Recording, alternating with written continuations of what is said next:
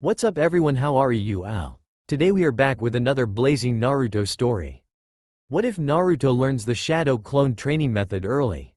If you enjoy then please like, share and do comments. Naruto. Try the clone jutsu, Naruto, said a man with a scar running the bridge of his nose. A blue-eyed, blonde-haired child of about 10 looked up and grinned. He had already successfully performed the transformation and substitution jutsu, but here came the real challenge, but he still had to face it like with any challenge. The other two monitors gazed at him coldly, like many of the villagers, for a reason Naruto did not know. Iruka was the only looking at him with a kind of hope. "Hi, Iruka-sensei." He formed his hands into the right-hand sign, and focused chakra into the jutsu. "Come on, this has to work." He gave a shout, and the air around him swirled as chakra, invisible to the naked eye, circled him. There was a loud poof and a large puff of smoke, large enough to blanket the entire room. The monitors coughed as the smoke cleared and looked over to the blonde standing next to several poor excuses for clones. An immediate fail, even with the lenient Iruka. Naruto knew this, and sighed as his clones puffed out of existence. "Well damn, but this is my first genin exam, maybe I'll get it right next time. But, still, all that training for nothing," he thought forlornly, looking back at the monitors. Iruka smiled sadly at the blonde, and the monitors shook their heads. Naruto read their expressions, which told him their thoughts. "You failed. I'm sorry, Naruto, we can't pass you with you being able to perform the 3 academy jutsu." "You fail," said Iruka, trying to smile reassuringly at Naruto, who wouldn't meet his eyes. The blonde nodded, and slowly walked out of the room. He ignored the teasings of other students as he exited the academy and headed to his apartment. About halfway there, he came to a small park with a bench on the edge. He sat down in it, sighing.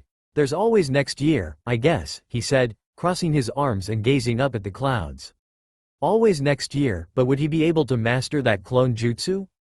It was so hard, and even though he had put in countless hours of work into perfecting it, the jutsu was still just out of his reach. He never seemed to gain any progress. It was like he had stagnated just an inch away from actually summoning a clone. It was frustrating and depressing, especially if he thought too much about like he was now. He shook his head after a while. He needed to prank someone to get his mind off things. Naruto smiled slightly as he thought of the possibilities. Would he paint the sides of buildings? Release the dogs from the pound? Throw water balloons? As he sat there, thinking, a small dog wearing a vest with a seal resembling a frowning face ran by, carrying something orange in its mouth. Naruto was broke from his thoughts as the dog seemed to mumble though its load. "Damn Kakashi. Always forgets this thing. I really need to bite his ankle someday." The mumbling faded away as the dog began to get farther away. Naruto frowned and then grinned. This could be entertaining. He raced after the dog, who was heading toward one of the training fields. He kept a discreet distance, or so he thought. The dog finally stopped at a training field with a large stone set in the front of it. Naruto had seen the stone before but had never really thought about why it was there. He decided to hide in one of the trees surrounding the small clearing as the dog approached a man standing in front of the stone. The man wore a mask and had gravity-defying, white hair. He was a shinobi and looked high-ranking because of the flak jacket he wore. The dog spat out the item as if it were poison, which turned out to be a book. "There you go, Kakashi. There's the damned book you wanted," muttered the dog gruffly before disappearing in a puff of smoke. Naruto's eyes widened. Where the hell did that dog go? The man's eyes turned into upturned U's when he picked up the book, and he began to read. What was in that book? Military secrets? Powerful jutsu? What could it be? As the blonde crossed his arms and thought about it, the man, Kakashi, opened the book and started to giggle strangely as he read. The giggling broke Naruto's concentration, and he glared in the direction of Kakashi. "Why the hell can't he shut up?" he whispered irately. Kakashi easily heard it with his attuned senses. He made an unfamiliar hand sign, and a perfect replica of himself puffed into existence right next to him. Naruto felt a surge of envy. Damn it, how can everyone do the clone jutsu but me? The clone seemed to be annoyed about something to Naruto, and the original shook it off and nodded in the blonde's direction. Wait, oh, she. The clone vanished and reappeared right behind Naruto. "Hello there. Don't remember inviting a brat like you," drawled the clone lazily. Naruto's eyes bugged, and he struggled as the clone grabbed him by the waist and disappeared. As they reappeared in center of the village, the clone dropped the blonde unceremoniously to the ground, and Naruto stood shakily. Whatever that guy had done had left him dizzy, and Naruto soon fell back on his rear. The clone eyes smiled at him and made the same sign the original had to create it. It disappeared, and left Naruto still dizzy and very annoyed. He got back up, stumbling slightly, and frowned at the spot that the clone had been. That had certainly hurt, and he certainly wanted to get back at the white-haired guy. Several ideas popped into his head, and he filed away the better ones for later. Right now he wanted Ichiraku. When he arrived to the small ramen shop, Iruka was there, chatting with Ayame, the pretty waitress. Naruto grinned and sat beside his teacher. "What you talking about, you two?" he asked innocently, the impish grin still on his face.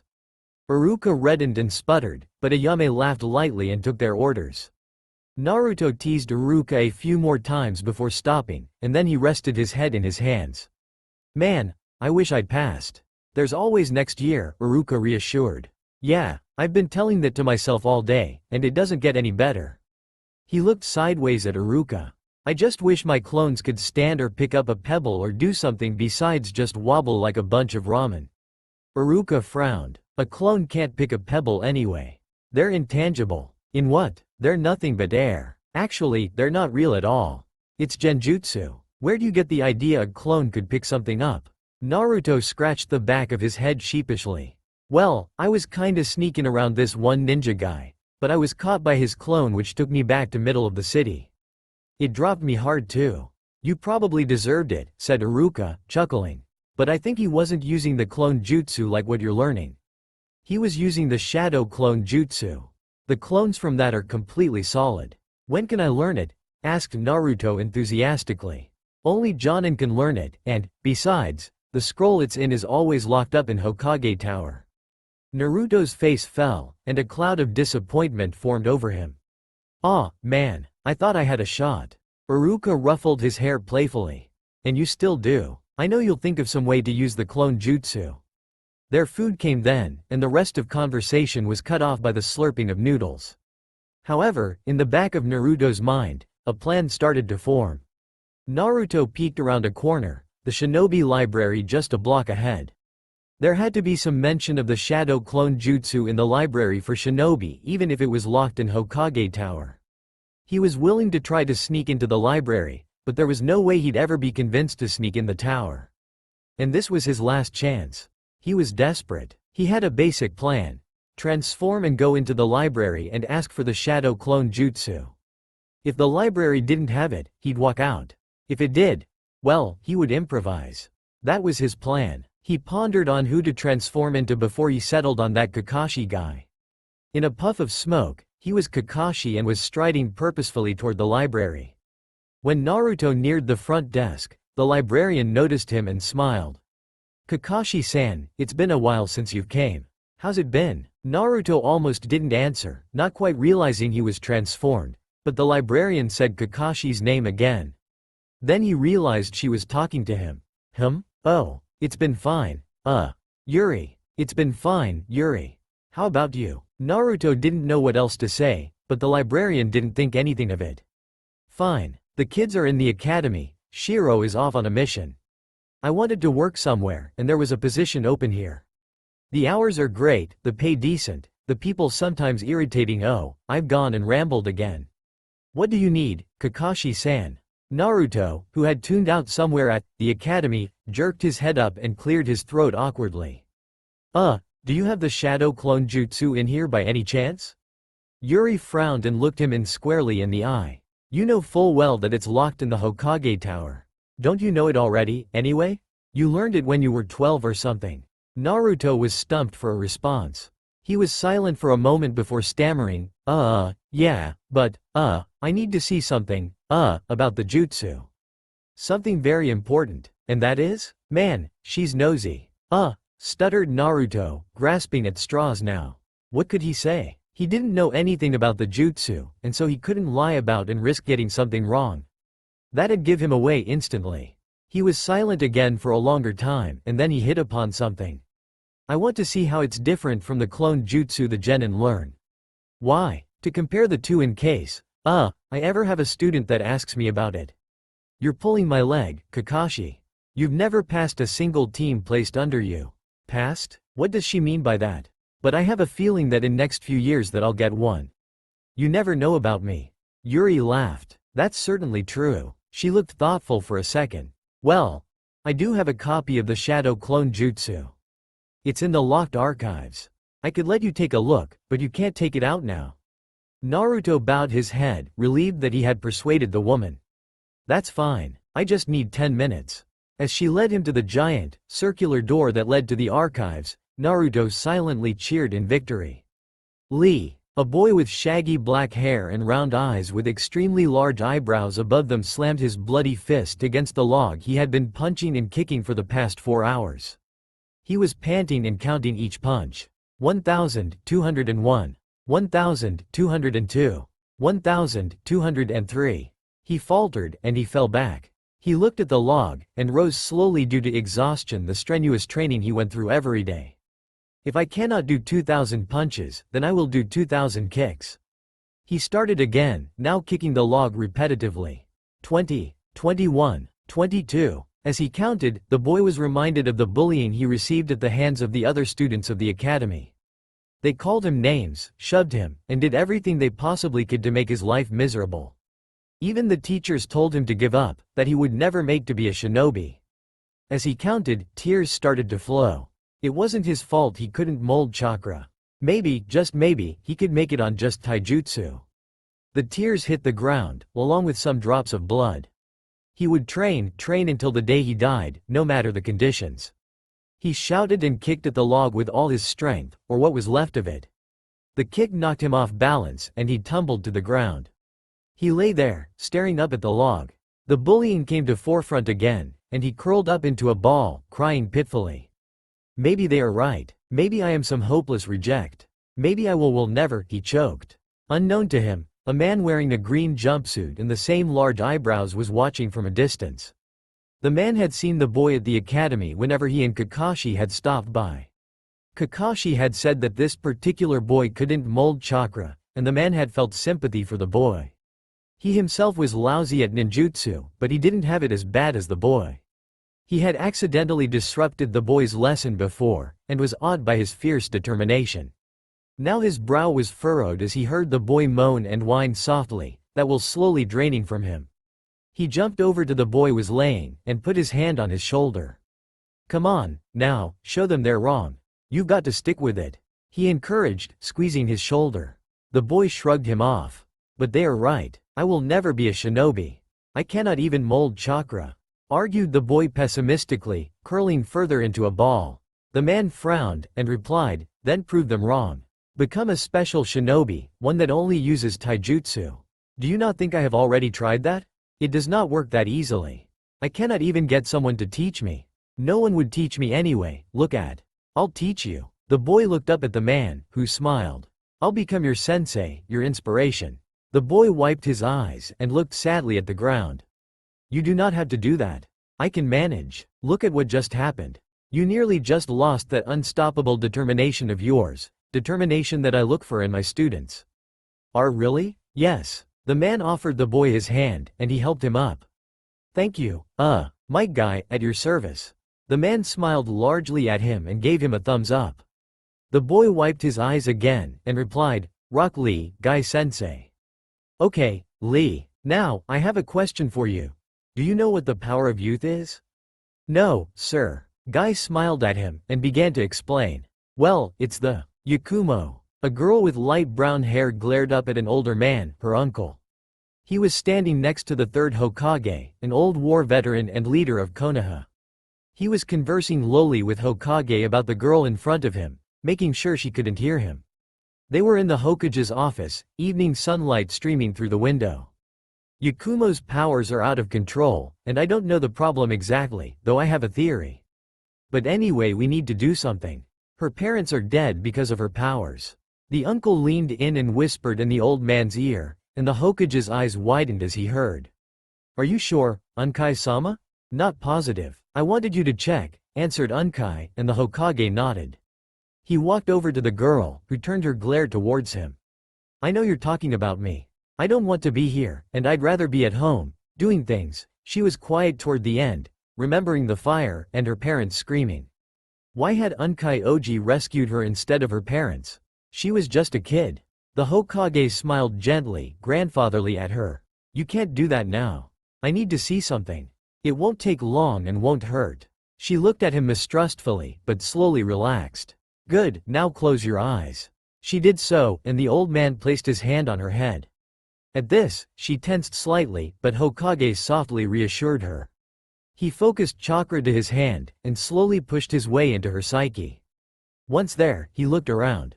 It was dark, for one, and extremely offsetting. Something was just not right. He scanned the area that was visible, and slowly began to feel something that hadn't visited him since the last Shinobi War, fear. He slowly turned, and glimpsed a shady figure standing 5 feet away. The Hokage leapt back surprisingly fast for a man his age, and lowered himself into a fighting stance. Who are you? The figure chuckled darkly, and stepped into the light. The Hokage couldn't help but gasp. This thing appeared to be some gross culmination of the girl's dark emotions. It had the same hair, except it was shaggy and greasy, the same clothes, except for the poor condition they were in, and the same hair clip in the exact position Yakumo had it. He took a step back and demanded, "What are you?" "I," rumbled the demon, "am the destruction of Konoha. I am the reaper of vengeance for this little girl who lost her parents." It chuckled. "Because of me. Unkai-sama told me that something unnatural started that fire, and he sent me here to investigate." "Unkai? That old fart? If he really thinks that you can stop me, he might want to rethink his plan." It laughed lowly. "Actually, nothing can stop me. Nothing mortal anyway. You might as well release me and get things over with." It laughed again, and lunged for the old man without warning, who quickly exited Yakumo's psyche. He stood, panting, as he recovered from the near-death experience. The girl had paled and begun shivering. Unkai knelt by her and tried to console her, but she jerked at his touch. "Don't touch me." A sad expression settled on the older man's face, and he looked down. The Hokage put a hand on Yakumo's shoulder. She tried to shake it off, but he held her firmly. "It's all right, child. Nothing to be afraid of," he assured. She stopped crying after a few minutes of consoling, and looked at the Hokage with watery eyes. "I saw and heard everything, Hokage-sama. That thing, it killed my parents. It looked like me." She looked down. "I killed my parents." "Now, Yakumo, don't say that," said Unkai, kneeling in front of her. She glared at him. "I may have killed my parents, but you didn't try to rescue them. And you knew about the demon." "Why?" She choked, and repeated weakly, "Why?" Unkai sighed gloomily. "I didn't rescue your parents because they loved you." Yakumo shot him a puzzled yet angry look. "They would have wanted me to rescue you instead of them because you are the hope of the clan and their beloved child. If I had saved them, though, and you have died, they would have been furious." He smiled slightly. "Your mother was terrifying when angry, and your father, my brother, would have never forgiven me." He bowed lowly. "Can you forgive me, Yakumo-heim?" The girl stared at him for a while, and eventually smiled softly. "Come on, uncle. No need to bow. I forgive you." She sighed. "I see the reasons why you saved me, and thank you." The Hokage smiled at the girl. She's wise beyond her years. She'll make a great clan leader, he thought. She looked up at him. "What do we do about the monster inside my mind?" she asked bluntly. "Not to mention direct as well. A definite leader," added the Hokage. "I have a student that is a master at sealing techniques. He could possibly help." Time skip. Next genin exams. Naruto had chosen to wake up earlier than usual that morning, nervousness getting the better of him. He looked in the dresser and pulled out his orange jacket and pants. He frowned at them. The color orange had sort of faded on him. He'd taken to darker colors, but knowing himself, he kept the orange clothes thinking that he'd return to that bright fashion later. Over the past year, Naruto had been training non-stop, his notorious pranking spree coming to an end which relieved many of the village's citizens. He'd had also grown over the past year and was tall enough to look Shino in the eye, the tallest in his class. He could easily take down civilian students and few of the shinobi ones. Except for that damned arrogant Sasuke. They had drawn a few times, but Naruto had never squeezed a defeat from him. He wore dark blue pants much like those worn by the Chunin and Jonin of Konoha, with a weapon holster sewed onto the right and a dark jacket over a black shirt. His bright clothes lie forlornly in the dresser. "I'll wear them when I'm off duty inside the village," Naruto told himself. He opened a window, looked around, and jumped out. At the academy, the blonde wasn't surprised when he was the first there. Even Iruka hadn't arrived. With his nervous energy getting the better of him again, he opened a window and tried to land gracefully on the floor. What he actually did was fall on his face and knocked over a chair that landed on his head. He groaned and rubbed his head morosely. He fixed the chair, feeling the knot on his head rising. The first to arrive was predictably Iruka about 5 minutes later. As he entered, he started at the sight of Naruto, but an amused look came onto his face as he saw the open window. "Got in through the window, Naruto? Seems like I forgot to lock them," he chuckled. Naruto grinned, and then Iruka saw the knot. "What did you do? Knock your head while you were coming in?" "When I fell out of the window, I knocked over a chair, and it fell on me. I kinda feel dumb." Iruka chuckled a bit more and went to organize his chaotic mess of a desk. He then realized another detail. Naruto? Where's your classic jumpsuit? Did you forget or something?" The blonde shrugged. "I really don't like bright colors anymore, but I kept it just in case I ever change back." "Which is gonna happen sooner or later." Iruka nodded, liking the forward thinking. "Confident that you're gonna pass today, Naruto?" asked Iruka. Naruto grinned wickedly. "Absolutely." Iruka shook his head and chuckled some more, and went back to organizing his desk. The second to arrive a half-hour later was Shino, a tall, creepy boy with dark sunglasses and a high-collared jacket that covered most of his lower face. The boy raised an eyebrow at the blonde, who grinned back. Shino seemed to narrow his eyes, and head toward the back of the room. Next was Sasuke, who glared at Naruto, who glared back. The two of them were rivals, and Naruto always wanted to just go all out with him and use his new technique, but he was saving it for the Genin exams. The draws were good enough for Naruto, not to mention they showed him that he was Sasuke's equal. "Hey, Dobi, ready to fail the next exam? You seem ready to go," said Sasuke, sliding into a desk in the middle row. "To hell, I'm failing. I'm going to become a ninja before you and be the greatest shinobi ever.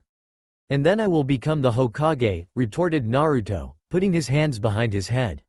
He still hadn't given up on his Hokage dream, but knew he needed to become a talented shinobi first. And that was going to take blood, sweat, and tears. And more sweat. Sasuke snorted and sulked moodily. Naruto rolled his eyes. Always in the dumps. If he'd cheer up a bit more, he'd be great. Kiba was next, and all he did was give the blonde a grin before sitting next to Shino, who he whispered to.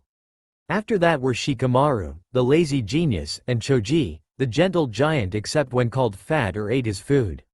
Then that person needed to run very fast and very far. Shikamaru had done the same as Shino, lazily lifting an eyebrow, and then mumbling something about troublesome blondes. Choji had smiled and quickly followed his friend as he munched on chips. The next pair to enter was the loudest girls of the class, Sakura and Ino. They were arguing, again, and Naruto could catch as of Sasuke's name. He plugged his ears with his fingers, hoping they would quit, but when they started to sit next to him, he snapped. "Go sit somewhere else for Christ's sake," he shouted at them. "I don't want to deal with your crap when there's seats next to Sasuke. Go sit there and annoy him." The two girls regarded him in surprise for a moment before sitting next Sasuke, who threw a malevolent glance at him. Shut up, Sasuke. Geez, sometimes he wondered why he had liked Sakura in the first place. He had had a crush on her during the first year of the academy, but quickly realized that she couldn't see anyone but Sasuke and had a particularly violent personality. Definitely not girlfriend material, but if she lightened up, Sakura would be a great friend. 5 minutes before class started, or for Naruto, the Genin exams, the Hyuga heiress Hinata walked in meekly. Naruto grinned as he saw her. He remembered the day he had saved her from the bullies. "Hey, stop that. Stop being mean to her." "Yeah? What are you going to do about it?" Naruto quickly made a hand sign, and the group of boys quickly stepped away from the small form of Hinata. "He's going to use a jutsu." "Hell yeah, I am." A puff of smoke erupted from several spots behind the blonde, and several ghosts of clones appeared. At first the group was stunned, but quickly the shock gave into laughter. "Diversion!" shouted Naruto, jumping down from a tree above the boys and landing on the back of one. As soon as the boy's head hit the ground, he was unconscious. The other two tried to tackle Naruto, but he had rolled to the side. He grabbed one as they lunged and pulled him behind himself and punched the other in the face as he sailed straight for him. Naruto quickly turned to finish the other one, but found he had escaped. He could hear him howling and crying for his mommy. The blonde grinned and walked over to Hinata, who was slowly getting up. He offered a hand. "Need help?" She raised her head and looked at it, and slowly took it. Her hand was small and soft, and he pulled her up. "You okay?" She nodded, raising her lavender eyes to his. "She has really pretty eyes. Prettier than Sakura-chan's." "Sakura's. Thank you. What's your N name?" she asked. Naruto grinned, but it quickly faded as he heard another pair of footsteps coming in their direction, and by the sound of it, the person was running. Gotta go," said Naruto quickly, scurrying. As he ran, however, he shouted over his shoulder, "By the way, it's Naruto Uzumaki." Naruto smiled. His crush had moved from Sakura to Hinata now, and at least this time it wasn't one-sided. But she was very shy and blushed every time Naruto came close, and Naruto was actually a little hesitant to ask her on a date for the first time in his life. Not a real date, more like a date at Ichiraku's or something. So he had to wait, something he never enjoyed. "Hello, Hinata," he greeted, waving at her. She blushed and waved timidly back. Hello, Naruto-kun," she replied, and then she noticed what he wore. What happened to those orange clothes? Huh? Oh, they're at home. I'm wearing this until I get tired of it. Hinata nodded and took her seat, and then Iruka rose from his desk. "Good morning, class. As you know, the genin exams are today, and before we start class, I want to know if any of you are willing to try to enter them?" There was silence, and slowly one raised his hand. Naruto. Sasuke rolled his eyes, and Hinata smiled slightly. "Naruto, are you sure?" "Positive." "Alright, go to room 252. I'm sure you can find it." "Aren't you going to be a monitor?" asked Naruto. "No, not this year. Sorry." Naruto felt his stomach drop. Iruka had always been a comforting presence during the genin exam. Naruto would miss him. Wrestling his own nervousness again, Naruto nodded to let Iruka know he understood, and exited the classroom. In the waiting room, Naruto paced anxiously. He wasn't the only one to do so. Another boy with a bowl haircut and a green jumpsuit also paced, but would randomly stopped and did a blindingly fast set of push-ups and sit-ups. Why's he doing that? Won't he get tired for the taijutsu part? When the boy took off and did a set of laps around the room, Naruto shrugged and looked around the room. Another student was leaning in the corner, arms crossed and an unreadable expression on his face. He was very tall, about 6 feet, and looked to be the oldest in the room, maybe about 14. He wore a gray battle kimono with a white waist sash, a katana strapped to it. He had shoulder-length shaggy black hair and dark blue eyes. His face was angular and handsome, but surprisingly there were no fangirls around. He seemed to have an intimidating aura. A scar ran from underneath his left eye and curved inward and back out, giving a grotesque impression of a tear streak. Naruto immediately thought this guy was the equivalent of Sasuke, but was proven wrong when another student approached him. The teen did not grunt or leer at the other, but instead made polite conversation. The conversation didn't last long as the tall boy didn't try to prolong it, but he still answered every question respectfully. Naruto frowned. "Hey, who's that guy over there?" he asked a girl, pointing at him. "That's Tomitsu," she answered simply. "Don't you know?" "No, I'm from the younger class." "Oh, you look older. Not to mention you look like you train non-stop like Lee over there." She jerked a thumb toward the boy in the jumpsuit. She grinned. "He's always funny." Naruto grinned with her. "I bet he is. Anyway, back to my question. How does this Tomitsu act?" The girl shrugged. "He's polite and kind, if a bit distant. Also very humble. Not to mention a looker." She gazed longingly at Tomitsu, but then shook her head. "He never flirts though. Some think he swings for the other team, though I doubt it." In that regard, he and Sasuke are alike, thought Naruto. "Thanks. No problem." Naruto returned his gaze to the teen.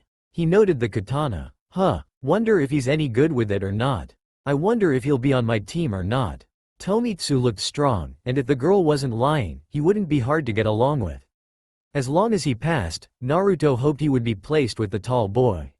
Another name was called, and his nervous energy returned. He started to pace again. He stopped when he saw a Hyuga, a boy with long brown pulled back with a headband. Huh, another Hyuga. Wonder what he's holy shit. Naruto ducked and narrowly dodged a kunai that hit with a loud thunk right where his head would have been. Goddammit, what was that about? He shouted. Sorry, it slipped from my finger. Apologized a girl with her hair in buns. She came over and picked up the kunai. She wore a sleeveless pink Chinese shirt and dark green pants. Naruto frowned at her. What do you mean it slipped from your finger? She smiled sheepishly. Well, I usually twirl a kunai on my index finger, like this. She did so, and Naruto carefully watched it as he said, be careful that darn thing. Nearly took my eye out. He looked at the Hyuga boy again. Hey, what's his name? I'm new here, and I think you repay me for nearly murdering me. Oh, Neji? Well, I hate to say it, but he's a bit of an ass sometimes. Going on about fate this and fate that and how the Hyuga are superior. He does have a few good points, but he'd be less arrogant, he'd be nice enough. He's also good looking, at least to me. She paused. Don't know why I told you that. Not unless you go that way. Naruto made a face. No, I don't, thank you. Just teasing. But please don't tell him, alright? She pleaded. The blonde waved it away. No, I just hope I don't get placed on a team with him. He smiled. It's been nice talking. What's your name? Ten Jinta. And yours? Naruto Uzumaki. She frowned, but then her name was called, and she went into the testing room. Pacing again, Naruto spotted a girl with long brown hair wearing an orange kimono sitting quietly on a bench next to the wall.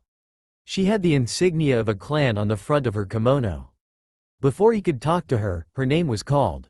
His name was always at the bottom of the list, and so there were only a few people left in the room when Naruto's name was called.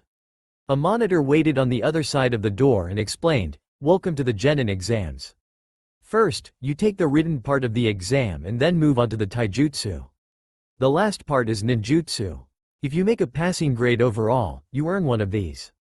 He tapped his headband. Got it? Got it. The written portion went poorly for the blonde, who expected nothing less. He hoped he could do well enough on the other two parts to make up for it. For taijutsu, he was led to a small room with a sparring ring. A chunin stood at the center, and when the chunin saw the blonde, he took up a basic stance. Naruto stepped into the small sparring ring, and he said, "Are you ready, Uzumaki?" Mouth too dry to speak, Naruto nodded. The chunin threw a punch directly at the blonde's gut, and Naruto sidestepped and jabbed at his opponent's face. The man bent his head back, but it still grazed him on the chin. The chunin swept his leg under Naruto, causing him to fall. Naruto caught himself by standing on his hands, however, and delivered a kick under the man's chin. The man grinned slightly after recovering, and the two traded blows for about a minute, neither gaining the upper hand. This changed, however, when the man feinted with a punch. Naruto fell for it and dodged, only to get his legs swept out from under him again. His opponent tried to follow up with a stomp, but Naruto rolled and crouched. The man turned to face the blonde, and Naruto jumped up and landed a hard uppercut on his jaw, the full power of his legs and arms behind it. The man swayed for a moment, but recovered. He shook his head and charged the blonde, who waited anticipatorily. Wait, now. As the man reached him, Naruto jumped straight up, and kicked the man on the top of his head, causing him to fall unconscious. The blonde was worried for a second. Hope I didn't kill him. He was relieved when the man stirred and slowly rose. They met each other's eyes, and the man started to laugh. Gotta admit, brat, you're the first to knock me out. You definitely passed this with flying colors, he said, and Naruto beamed. But don't let get to your head. That boy in the jumpsuit was a monster. He made me look like fool. The man cricked his neck. Anyway, get back into that room. The last part will begin shortly. He saw the blonde pale, and chuckled. Guess ninjutsu isn't your strong suit. Naruto shook his head and exited the room, sighing a breath mixed with relief and dread. Come on, I know I can use the transformation and substitution, and I pretty much have the shadow clone jutsu down. Still can't help being nervous though, he thought, sitting down on the ground in one of the corners of the room. There were a few students that had taken longer on the taijutsu portion, and so there was a bit of a wait. He tried to calm his nervousness and succeeded, but then the exhaustion from fighting and the lack of sleep he's gotten crashed into him. Naruto leaned his head back against the wall and fell asleep. His dream was unsettling. In it, he was wandering in darkness, not knowing what direction he was facing. All there was darkness.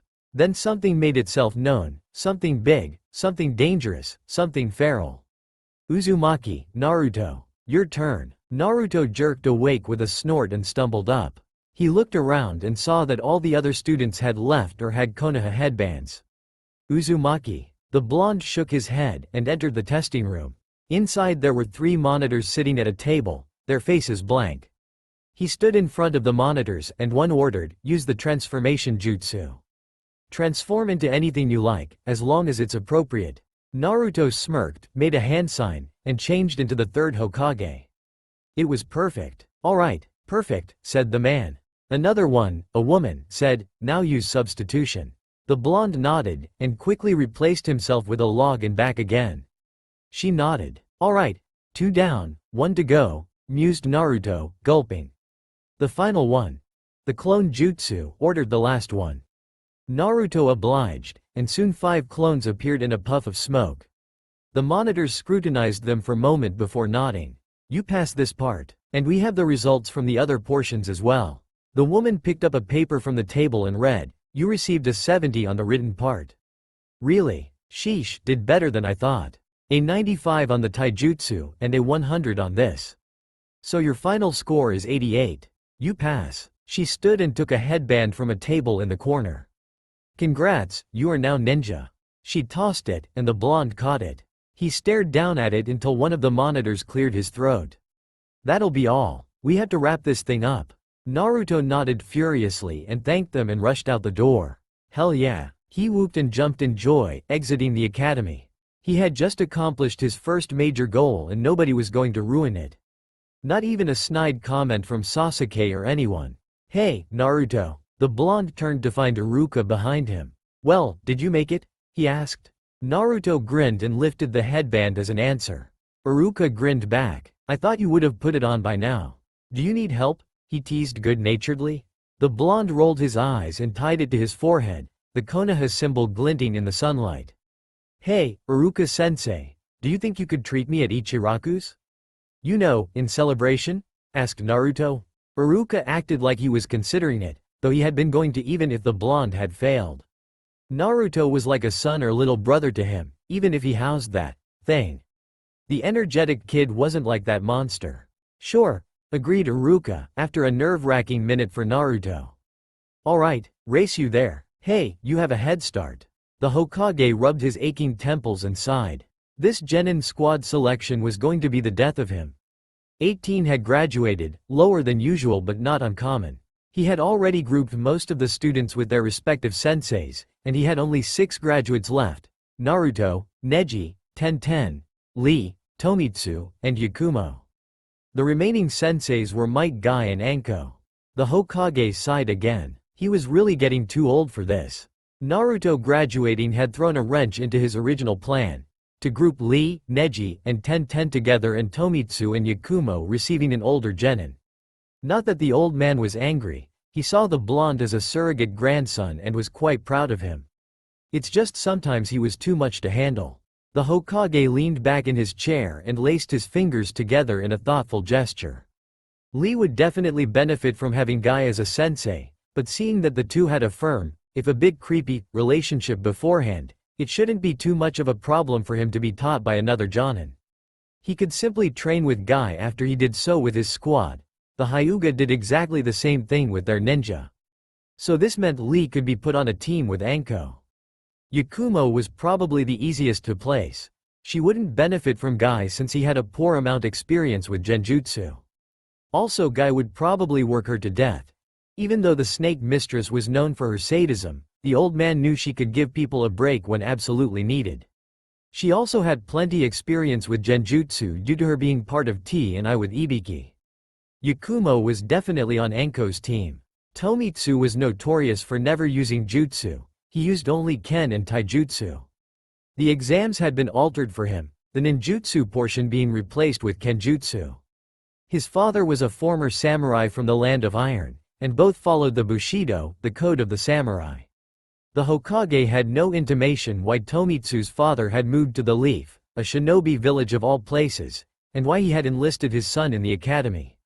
He shrugged. Some people were just mysterious. The teen had phenomenal fighting skills and would likely work best with either Lee or Neji, prodigies in their respective fighting styles. The Hokage debated for a while whom the young samurai should be paired with, and finally settled upon Lee. They both could relate to not using chakra and would be excellent frontline fighters to protect the long-range genjutsu user Yakumo. Tomitsu would also gain experience from the sadistic Anko who would serve as his sensei.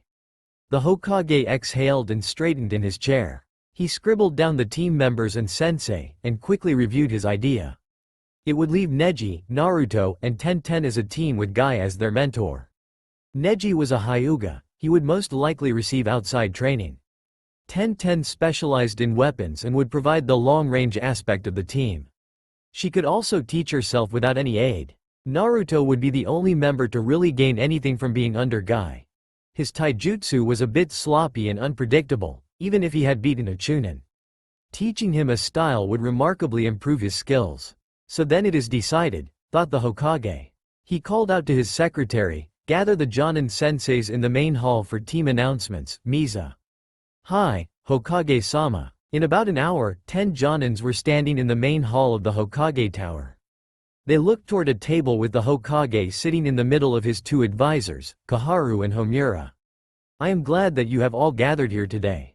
Kakashi still hasn't arrived," Hokage-sama, piped up Anko, scanning the room.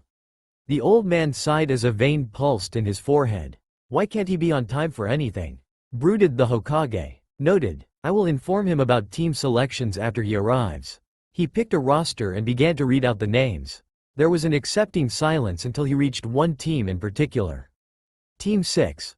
Rock Lee, Yakumo Kurama, and Tomitsu Gitsuga. The sensei is Anko Mitarashi. Anko, who had heard about the two non-chakra users of the class, argued, "What? I ain't got anything to teach those two little boys. Those two never use their own damn chakra, and, hell, I can't ever not use it. The only one that I can really teach is that princess brat Yakumo." The Hokage listened as she stated her argument and nodded understandably after she finished. "I can see why you are distraught. However, this is your team, and that is final. Teach them something that none have ever thought about. I know that you are an inventor. Take their techniques and change them to make them deadlier. You're smarter than you know, Anko. You'll make it work." The snake mistress grumbled but didn't pursue the topic. It was damn impossible to argue with him. Maybe, just maybe, this would work. But then, she had never passed a team before, so maybe these brats were the same as the others. "Any other objections?" asked the Hokage, scanning the crowd. There were none, and he resumed reading. When he reached the final team, there was another murmur in the crowd. Team 9, Neji Hyuga, Tenten Jinta, and Naruto Uzumaki. "What? That kid with the Kyuubi passed." "Shut up." The first man immediately quieted, looking fearfully at the Hokage, who glared at him. "I will pretend that I did not hear that. Thank your friend beside you." The second man who told the other to shush threw a pointed look at the first, who looked down. "Let me finish. Team 9's sensei will be my Guy." Guy, who was standing in the back, frowned, disappointed that he couldn't have his star pupil on his squad. He shrugged. Maybe he could teach another on the team he had been given. He could still train Lee after team practice. The old man once again looked out to the group, and asked, "Any objections?" There were none. "All right, you know the procedure. Tomorrow at the academy at 8. Kakashi, who had just arrived to hear the last sentence, asked, "What happens at the academy tomorrow at 8? The Hokage sighed, and pressed his fingers to his forehead.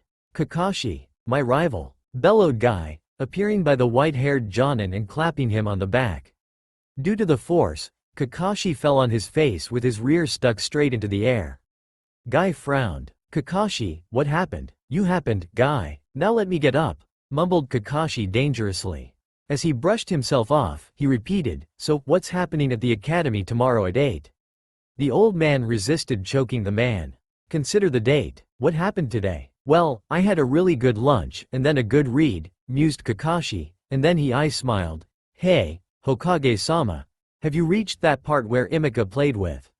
The Genin exams were today. Oh, tomorrow is when we get our students.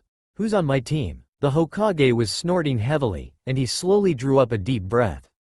I didn't assign you a team this year. Oh, well, I was just going to fail them anyway. Bye. He was off in a swirl of leaves. I am going to kill that man someday, muttered the Hokage lowly. In a louder voice, he said, the remaining Jonins, you are dismissed. Naruto yawned. It was early morning, and the sun was slowly rising in the east. He smiled, and sat up in his bed. He looked over to his nightstand and the smile widened. There it was, his proof of being a ninja, flashing in the light. He stood and dressed quickly. He hadn't woken up as early as yesterday, and had about 30 minutes to arrive. It took about 20 to run there. After hastily grabbing a bite to eat, he rushed out the door. At the academy, Naruto was at a bit of a loss at where to go. He hadn't heard them say the room number and hoped he wouldn't be late. He ran into Iruka while searching, and asked hurriedly, Iruka-sensei. Do you know where the new sensei are waiting for their senseis? The man smiled and answered, room 252, the same as yesterday. Thank you. The blonde rushed off, leaving behind an amused Iruka. I guess some things never change, he thought. Once at the designated classroom door, the blonde paused and took a breath to collect himself. Opening the door, he looked to see who had passed. Lee had passed and wore his headband around his waist. He was sitting in a corner, chatting with Tomitsu, whose headband was strapped to his right arm. Naruto raised an eyebrow at the fact the teen seemed to be talking freely. He didn't look the one to chat. Yakumo was beside the pair, drawing in a sketchbook of hers. Her headband was around her neck. Hey, Naruto, right? Shouted a voice from across the room. Naruto glanced in the direction of it and saw Ten waving energetically at him. There was an empty chair beside her, and she gestured toward it. He smiled and walked over. Yeah, it's Naruto, he said, sliding into the chair. She wore her headband around her forehead, as did the Neji guy who sat on the opposite side of her. She grinned at him. Finally, I got a name right. And I usually suck with names. The blonde smirked. Then what's my last name? She faltered, her brow furrowing in concentration. After a minute, she exclaimed, oh, Uzumaki. I remember that because they were known for fuinjutsu. She paused and glanced at Naruto. But you don't look like one. In all the pictures that I've seen of them they have red hair. Do you know any fuinjutsu, by any chance? Naruto snorted. I don't even know what the word means, let alone know anything about it. Ah, she pouted. Oh, well, you said you knew about my last name, Uzumaki? What do you mean? They asked Naruto curiously.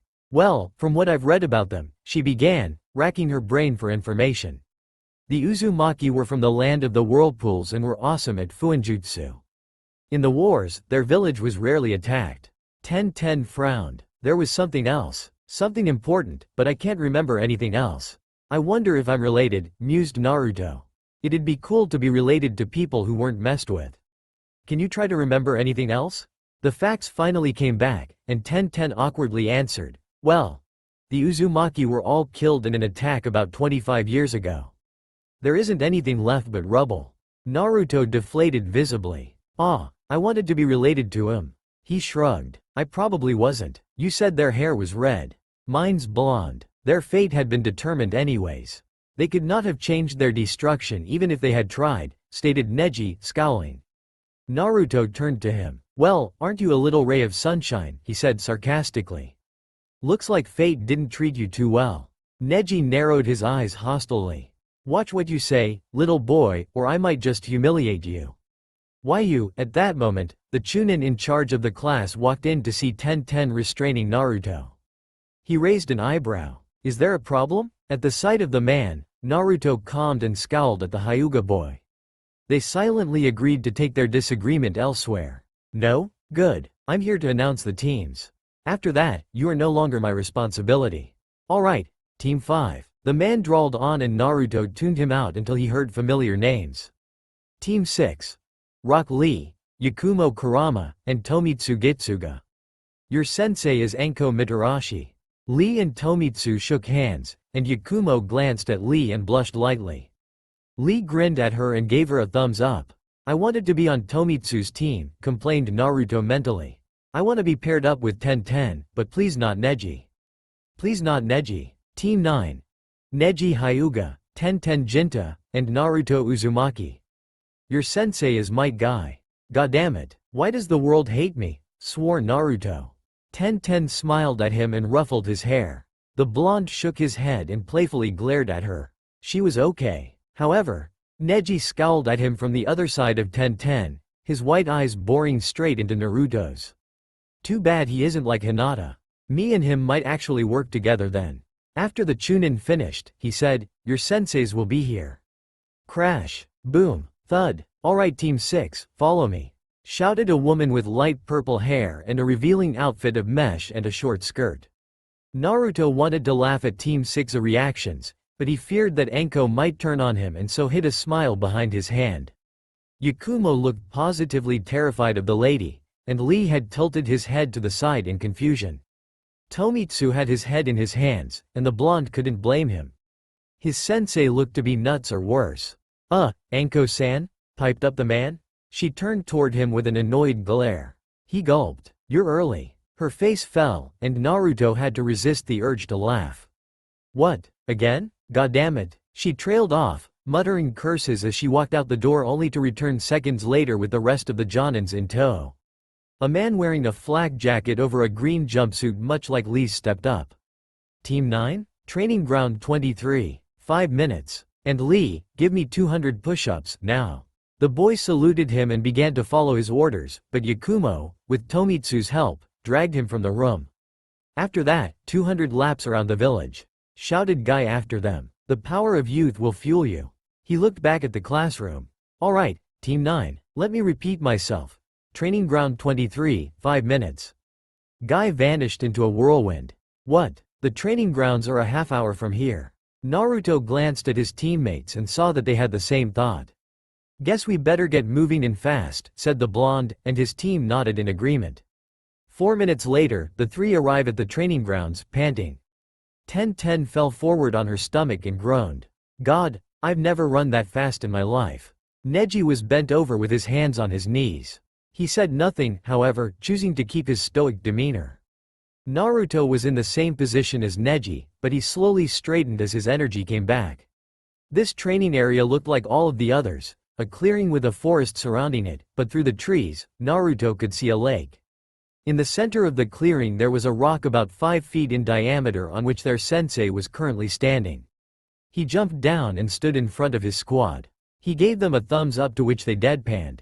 Alright, let's start with introductions. I'm Might Guy, the mighty green beast of the leaf and a nice guy. I like training, taijutsu, and determination. What I don't like are arrogant people and people who don't try, he said enthusiastically. Naruto frowned. Okay, this guy is a little off his rocker, not to mention a little too energetic.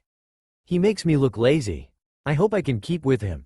His sensei turned towards the blonde. You, young man, you're up next. Said person sighed and mumbled in a monotone, I'm Naruto Uzumaki. I like ramen and training. I don't like arrogant people and the time it takes to make the ramen. It always seems to drag on. His obsession with ramen was as always strong. 10-10 was next. She was still lying on the ground, and she groaned as she rose. God. Well, I'm 10-10 Jinta, though I don't like my last name. I like any kind of weapon and Chinese food, and dislike pickled plums. She scrunched her nose at the words. Blech, can't stand to think about them. Neji stepped up and deadpanned, my name is Neji Hyuga. I enjoy training with my fighting style and dislike fools who have no idea what they're talking about. He eyed Naruto pointedly, and the blonde glared back. Guy nodded and gave the three of them a toothy grin. Alright, time for the actual Genin exam. What, we just passed one, argued 10-10. Naruto sighed. Another damn test? Great. Nope, that beginning test was to see if you were strong enough. Now I test you to see if you are worthy. Neji inhaled and exhaled slowly through his nose, trying to contain his temper. He looked at the Jonin. Then tell us Guy-sensei. What is our final test? Guy lowered himself into a fighting stance. His back was straight, legs together, and body turned sideways toward them. His left hand was behind his back while his right hand was held out in front of him, fingers pointing up. Your test is to land a single blow on my person. Begin. Naruto made the clone hand sign, and 10 clones popped into existence. He nodded at the clones. Take him in pairs. 10 pulled a scroll from her pants pocket and unfurled it. Several kunai shot out of it in a cloud of smoke, all of which completely missed Guy as he leapt into the air. As he landed, he was rushed by Neji, who had a smirk on his face and thought the man had no knowledge of gentle fist. However, he was proved wrong when Guy started to weave in and out of his strikes. Naruto's clones had now reached the fighting pair, and 2 separated from the group and tried to land a blow on the Jonin. Guy, thinking they were intangible, ignored the clones, but then one managed to kick him in the ankle. Not painful or good enough to pass, but it let him know they were real, and he used the fact to his advantage. He gripped one of the clones by the neck and threw it into the Hyuga boy. The 2 slid back about 10 feet and fell over each other. Guy finished the other clone by dodging a sloppy left hook and punching it in the gut. 10 launched Senbon at him, and Guy simply sidestepped to avoid them. He charged the rest of Naruto's clones, which stood off slightly, waiting. He fought each one in an one-on-one battle, and the clones were no match for the taijutsu master. The original stood back, the memories of each clone flooding back to him as they dispelled. He'd discovered this little nifty ability of the shadow clone jutsu about a month ago. In an epiphany, he had realized that if 10 clones fought one person, it would be like fighting that person 10 times. Even he valued something like that. More memories came in, and all told the same story. He was getting his butt kicked. How the hell were they going to hit this guy? Neji had charged the Jonin again, only to be kicked back into a tree. Looks like Guy-sensei is even beating this guy. Serves him right. The flood of memories came in again, and Naruto looked at the battle between Guy and his clones and saw there were only about 3 left. He quickly created more, amazing Guy. Guy could only manage 2 or 3 without exhaustion setting in. 10 was sending barrage after barrage of Senbon erupting from scrolls, but all were missing their mark. She was irritated, she never missed. Never. She had made her goal to always hit her target, but admittedly, she had never tried to hit a moving target. Another barrage missed, and her temple pulsed. Amid the crowd of Naruto clones, Neji pushed his way through, wanting to try and land a strike on Guy yet again. He broke free of the crowd who protested and rushed toward Guy. He snaked his way past the 2 clones already entangled with the man and struck with an open palm laden with chakra. Guy knocked it aside and kicked him in the gut. Neji winced, and Guy shoved him into the crowd who pushed him back into the fight. Naruto bit his lip. Man, this isn't going the way I want. Damn it, how do we hit him? He shouted to the clones. Back away from him. Only try to hit him when you see a chance. The clones needed no more persuasion, their numbers already thin, but then Naruto reinforced them with more. Neji and 10 were in the middle of the circle the clones made, fighting in their own way. Every once in a while, a clone would dart in, thinking it had seen an opening only to be punched or kicked into smoke. I've got to think of something, thought Naruto, racking his brain. Something surprising, something off the wall, something that has Naruto Uzumaki written all over it. Then, an idea popped into his head, and he grinned. Oh yeah, that just stinks of me. Guy was pleased with this group so far, but they really hadn't grasped at the concept of this test. He had taken the concept from his rival Kakashi, and it was a good concept. Guy didn't quite administer the test the same way, but he wanted to test taijutsu as well as the concept. He dodged another gentle fist strike and shoved Neji into the clones who pushed him back, and Tenten's Senbon whizzed by his face. Guy expected another clone to come in at that moment, but instead Naruto yelled, "Yoo-hoo! Sensei, looky here." Disobeying an essential rule, Guy looked out of curiosity to see 2 clones holding onto another, and with a grin, they slingshotted him at Guy. Woo-hoo! Look out, Sensei! Guy blinked and stepped lightly to the side, watching as Naruto flew by and crashed headfirst into a tree. He slid down with a groan, and Guy couldn't help but laugh. In that moment, he let down his guard, and Tenten and Neji unwittingly worked the way Naruto wanted them to. Tenten throwed 2 bolas, and they wrapped securely around Guy's legs and arms. Before he fell, however, Neji managed to land a single open palm strike on his chest. Guy, completely immobilized, skidded backward and rolled to a stop. He caught his breath which Neji had knocked out of him, and Guy regarded them in amazement. 10-10 and Neji exchanged looks, and then Guy started to laugh.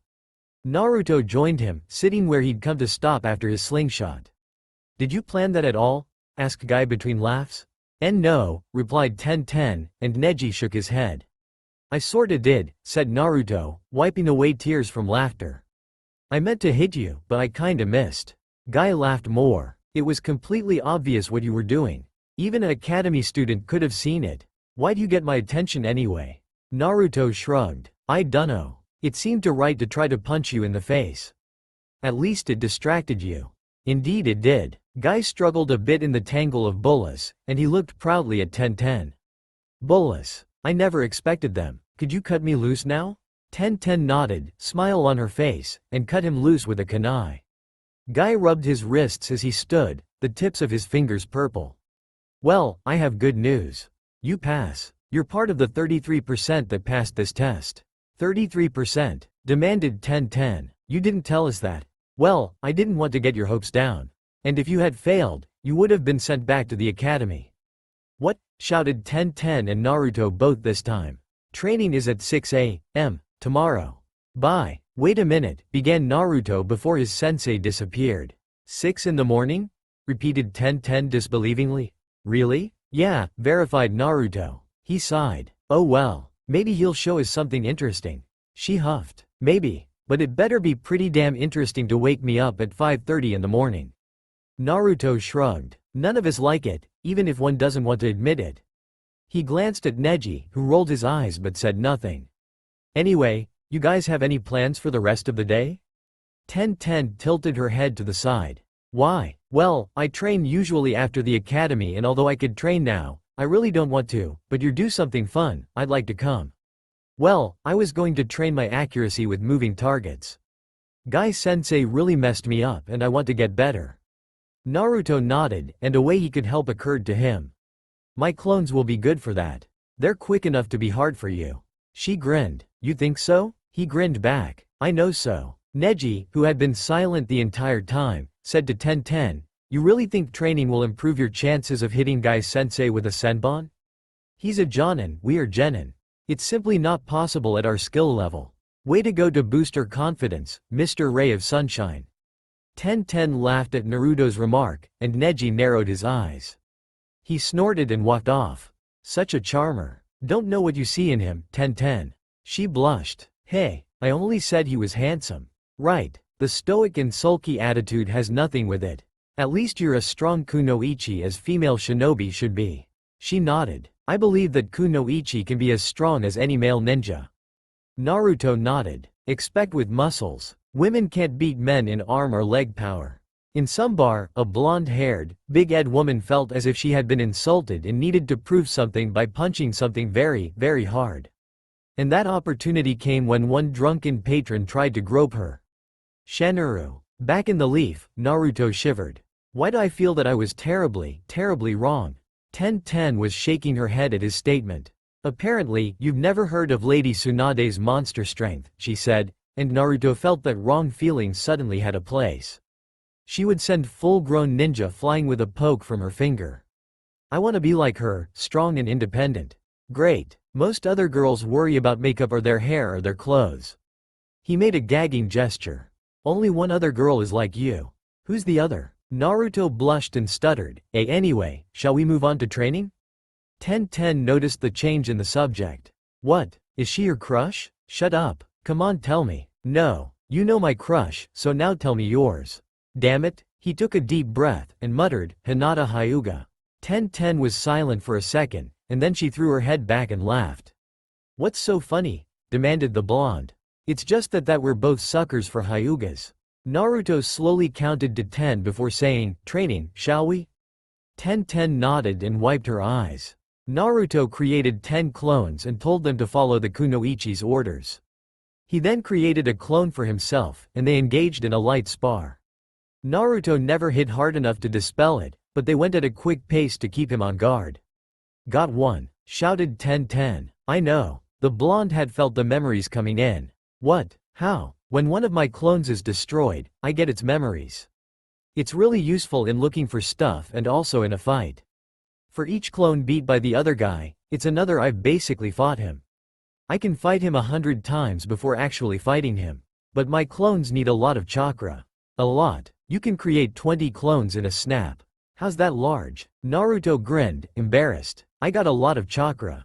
I think I have as much as old man Hokage, and I'm just a kid. Sheesh, said Tenten, impressed. How many can you create at once without feeling it? About 500. Tenten's jaw hit the ground. Yeah, I know. After she had recovered, Tenten said, well, I guess I don't need to worry about you. A chakra tank. The blonde grinned and dispelled the sparring clone. He started to do push-ups and sit-ups, 20 of each, and then he ran 10 laps around the clearing. Then he created a clone to spar with again. Every few minutes, Tenten needed him to make 10 more clones, and this and the exercise eventually took its toll. It was sunset when Naruto and Tenten agreed to stop. Naruto was gasping for air because of the number of clones he'd created and the sparring. Tenten was grinning ear to ear at her drastic improvement in accuracy. Hell yeah, out of 10 moving targets, I can hit 9. Just a little more for perfection. Naruto nodded, and she ruffled his hair again. Thanks for the help. She left. Naruto straightened his hair and soon followed her, grinning. This was going to be a great team even with Neji. He could sense it. At the Hokage Tower, the Jonins charged with the care of Genin squads were assembled in the main hall with the Hokage and his advisors sitting at a table in front of them. The Hokage stood and said, will the Jonin state whether or not your team has passed? Team 5 failed. Team 6 passed, reported an irritated but somehow pleased-looking Anko. Team 7 failed. Team 8 failed. Team 9 passed, said Guy. All of them show. Yes, Guy, we know. Go on, Hisu, interrupted the Hokage. Team 10 failed, Hokage-sama. The old man nodded. 6 out of 18 had passed. 33%. He smiled slightly at that. That will be all. You are dismissed. Naruto woke up about 5:30 in the morning to the scream of his alarm clock. He groaned and slammed the snooze button. He lay there for a few seconds, trying to mentally chase away the last vestiges of sleep, and slowly got out of bed. 6 in the morning. Why the hell did Sensei have to do this? We're gonna be dead tired when we get there. The sun had begun to rise when Naruto headed out to the training ground at about 15 minutes until 6. He double-timed it to the location, taking several shortcuts through alleys and backstreets. He arrived about a minute left with both of his teammates waiting there for him. Neji was leaning against a tree with his eyes closed, but he opened them when Naruto neared. Tenten was sitting on the ground with her back against a tree beside Neji, sleeping and even snoring lightly. Naruto considered scaring her, but crossed that out due to her almost unerring accuracy. She might hit something rather important. The blonde walked over to the space between Neji and Tenten and sat, knowing it wouldn't be long until Guy would arrive. And he wasn't wrong. The man arrived at 6 on the dot, flashing his signature grin at them. Hello, comrades. Today we shall use our power of youth and train until our heart gives up. Tenten snorted and looked up blearily at her sensei's words, and Naruto looked horrified. I hope you don't actually mean that? He asked. Of course not, but we will train until our legs give out. Neji snorted softly. Why does our sensei have to be an idiot? Tenten stood and yawned. When do we start? I hope not now. It's too early. Of course we're going to start now, Tenten. It's the perfect time. Now, 50 laps around the village. Go. The trio didn't budge, all choosing to look at Guy as if he had grown a second head. FF50? Demanded Tenten. Are you trying to kill us? Naruto's mouth was hanging open and Neji scowled. That's a bit much, Guy-sensei. Give us like 2 or 3 or something. Not 50. We're gonna die, argued the blonde. Guy seemed to consider his words, but then grinned at them. But you gotta run before you can walk. 50 laps, go. They still didn't move a muscle. Guy kept his grin as he pulled out 3 jumpsuits and waggled his gigantic eyebrows. If you don't, you will wear this for the rest of the day. And in an instant, the 3 were gone. Naruto swore as he tripped over a rock, and ahead of him, Tenten laughed. Neji's back was to him, but Naruto could feel disapproving waves rolling off of him. Damn it, I want to go faster, but then I'll tire out. If I tire out, then Guy-sensei will probably do something I'm scared of. He weighed his options. Either preserve his pride or energy. He chose the latter, optimistically thinking that Neji and Tenten would tire before he did. And right he was. On about the fifth lap, he started to close in on 10-10, who by now was panting. On the next he passed her. Later on the 10th, he closed in on and overtook Neji. The blonde resisted the urge to throw insults over his shoulder at them as he did so. Eventually, about 3 hours later, Naruto finished with Neji behind about a quarter of a lap and 10-10 a full lap. He arrived at the clearing as he finished. Guy was waiting there, and the man grinned at the boy who was gasping for breath. "Walk it off." Naruto nodded and paced as he waited for his teammates. As he did so, he began to think about the other teams, the foremost in his mind being Team 6. He wondered if they passed the true Genin exam. They probably did. They look like they can handle themselves. A rustle announced Neji's arrival, and the panting Hyuga received the same advice from Guy that Naruto had been given. Neji simply chose to lean against a tree, his breathing slowing as he recovered. 10-10 stumbled into the clearing about 20 minutes later and fell on her stomach to the ground. Guy moved to help her, but she growled at him. "That was the most exhausting workout I've ever gotten," she breathed, rolling over. "And there's more," said Guy enthusiastically, earning a terrified look from 10-10, a snort from Neji, and a sigh from Naruto. "More? Are you nuts or something?" shouted 10-10. "Nope. 100 push-up, sit-ups, and pull-ups. Go." Naruto reluctantly started the workout, and he was done about 5 minutes before his teammates. He fell from the tree from which he was doing pull-ups and collapsed into a heap. He groaned and pushed himself up. Never again. He fell back over and fell asleep. Neji finished soon after and smirked at the sleeping blonde. 10-10 finished just after Neji and swore colorfully about her sore muscles. Her loud swears woke Naruto, and he cracked open an eye. "What?" teased Naruto groggily, complaining like one of those fangirls, "are you?" 10-10 glared at him. "If I had enough energy, I'd clobber you for that, but today I'll let it slide." "Doubt you could touch me anyway," taunted Naruto, earning him a senbon in the arm. "Ow, damn it, that stings." He stood and threw it back and missed. She poked her tongue out at him, and Naruto shook a fist threateningly at her. Now, soothed Guy, "we'll move on to the more specific training now." "More of training?" asked 10-10 sarcastically. Neji, however, asked, "What do you mean, specific?" Instead of answering, Guy created 2 clones, solid ones by the shadow they created. One stood near Neji and other near 10-10. "Each of you will be trained by my clones. Naruto, you will be with me." Naruto. "So, sensei, what are you gonna do?" asked Naruto as his teammates walked off with their assigned clone. "First, I want to analyze your fighting style thoroughly. I'll move on from there." Guy shifted into his combat stance and beckoned Naruto forward. Naruto nodded and crouched down with his forearms crossed in front of his face, his own invented and almost instinctual stance. Guy frowned slightly. That was an unusual stance. It was almost feral. Naruto exploded from the spot, charging the Jonin. Guy shifted his weight to his back leg in anticipation of a frontal attack as the blonde neared. He was right, mostly. Naruto jabbed at Guy's gut while simultaneously kicking from the side at the same place. Guy blocked the punch and sensed the kick, and crouched to dodge it. He swept Naruto's legs out from under him, and the blonde caught himself easily by landing on his hands and flipping backwards. He ran and tried to land a spinning kick on Guy, who caught his leg and threw him to the side. The Jonin grinned. For a kid with no official training, his taijutsu was crafty. Naruto crashed into a tree, and he slowly stood. He frowned. The blonde was sorely tempted to use shadow clones, but knew inwardly that would be cheating even if Guy could take on an entire army. He rushed the Jonin again and, as he neared, dropped into a sliding kick intended to trip up the Jonin. It didn't work, of course. Guy simply stepped to the side to avoid it. As he slid by, however, Naruto pushed upward with his arms and attempted a kick much like the one he had landed on the Chunin in the exams. Unfortunately, Guy was Jonin and a taijutsu specialist, and so he avoided the blow by tilting his head back slightly. Naruto flipped away again and paused. This was a useless endeavor. Maybe Guy would allow weapons. Naruto had been dying to use an aspect of the substitution jutsu like it hadn't ever been used, and this fight might just allow him to do so. He took out 2 shuriken, and seeing no objection from Guy, he threw one.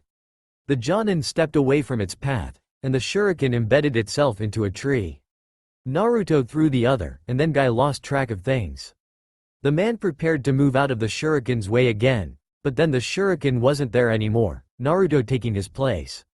The blonde roared as he jumped and kicked out, but Guy reacted quickly enough to dodge it. Then Naruto vanished for the second time, and Guy glanced around before a kick landed squarely on his back. Guy fell, but he rolled to safety as Naruto followed with a punch where he'd been. Guy rose, and Naruto moved to rush Guy again, but he held up his hand. "That's enough. I've seen what you can do, and I'm impressed. Your tie could easily give an experienced Chunin trouble. There is no exact style to it, is there?" he inquired. Naruto shook his head. "No, I just copy what I see and goes with what feels right. I just kinda make up moves as I go. I have a feeling that someone with real training could beat me in a no-jutsu spar." He scrunched his nose into dislike. Guy grinned. "I take it you don't like to reserve to pure tie?" "No, you saw the shuriken." Guy nodded and tapped his chin thoughtfully. "What jutsu do you know?" "No much. Shadow clone, transformation, and substitution, that's about it. I was going to ask you, how did you get a hold of an A-rank kinjutsu?" "The Forbidden Scroll is always locked up in the Hokage Tower." Naruto went rigid. Damn, even though he had known that people would eventually notice, he still was reluctant to explain.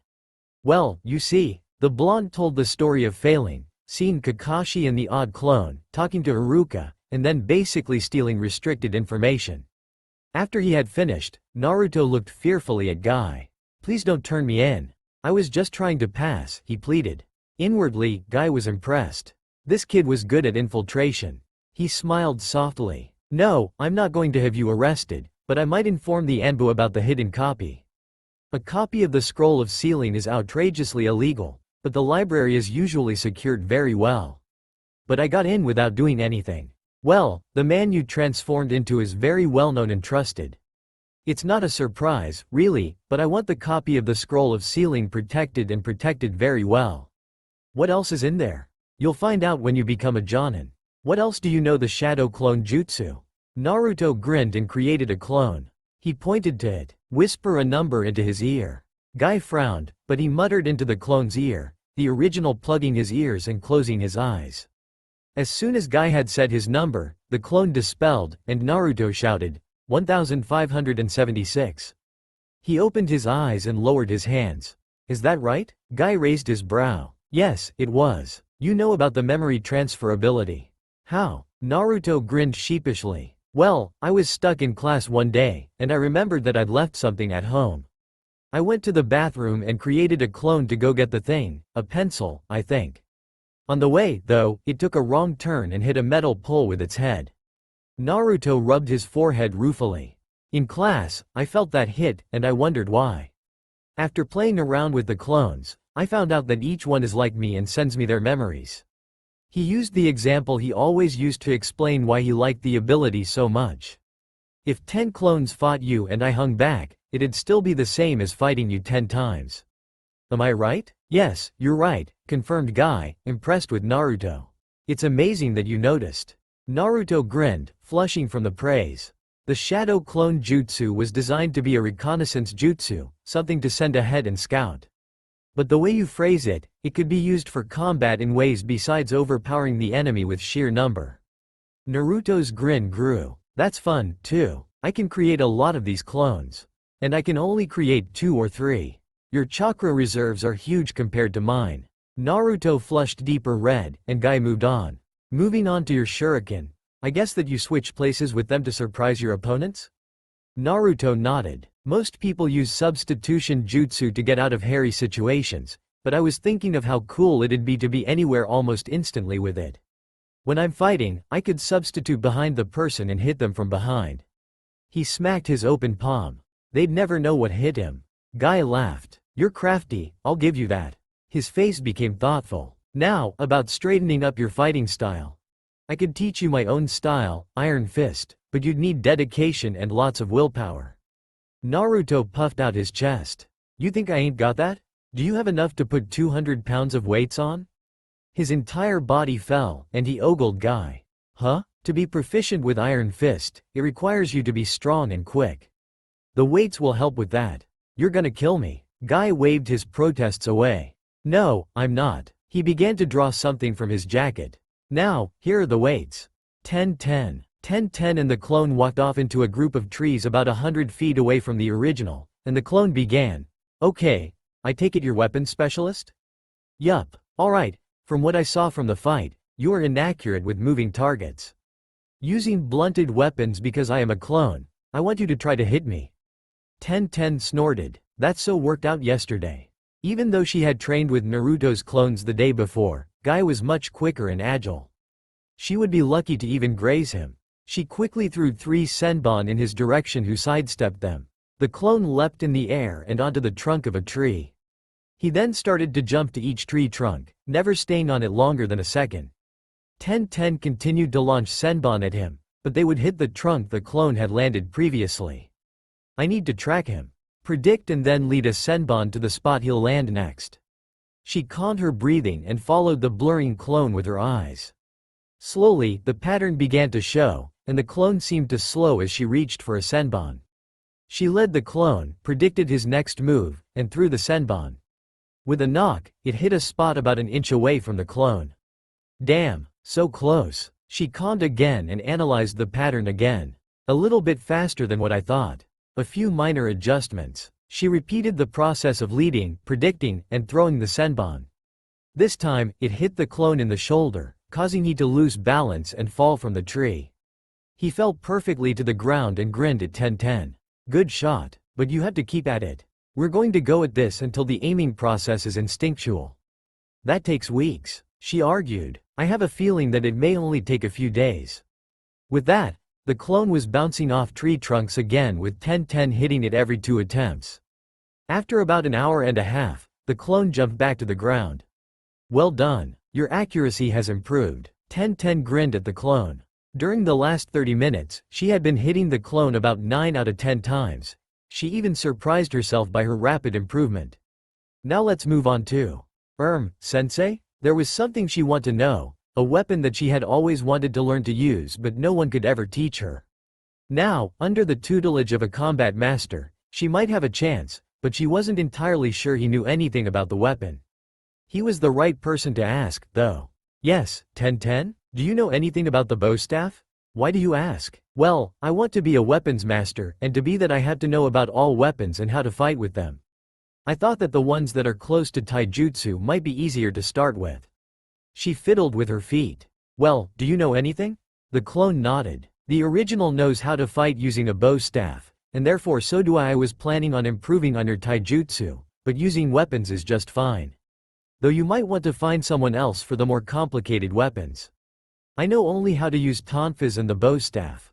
Alright, she pulled out a scroll and unsealed a staff about 5.5 feet long which she grabbed and held it touching the ground at a perpendicular angle. The clone nodded to himself. That's the at ease stance, meaning you don't wish to attack. What else do you know? I don't know anything else. It just comes naturally, she replied, shifting her grip on the staff.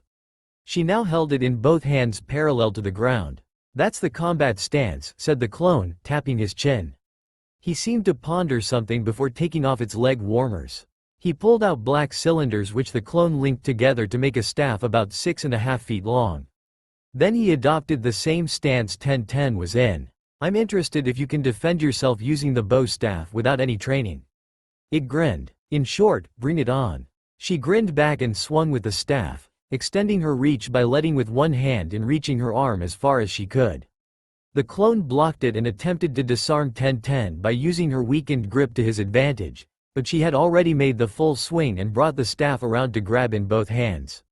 The clone made a movement for an overhead strike, and 10-10 prepared to block it only to be lightly tapped in the side by him. If this had been real, you would have been thrown sideways and several of your organs would have been ruptured, said the clone, shifting back into the combat stance as did 10-10.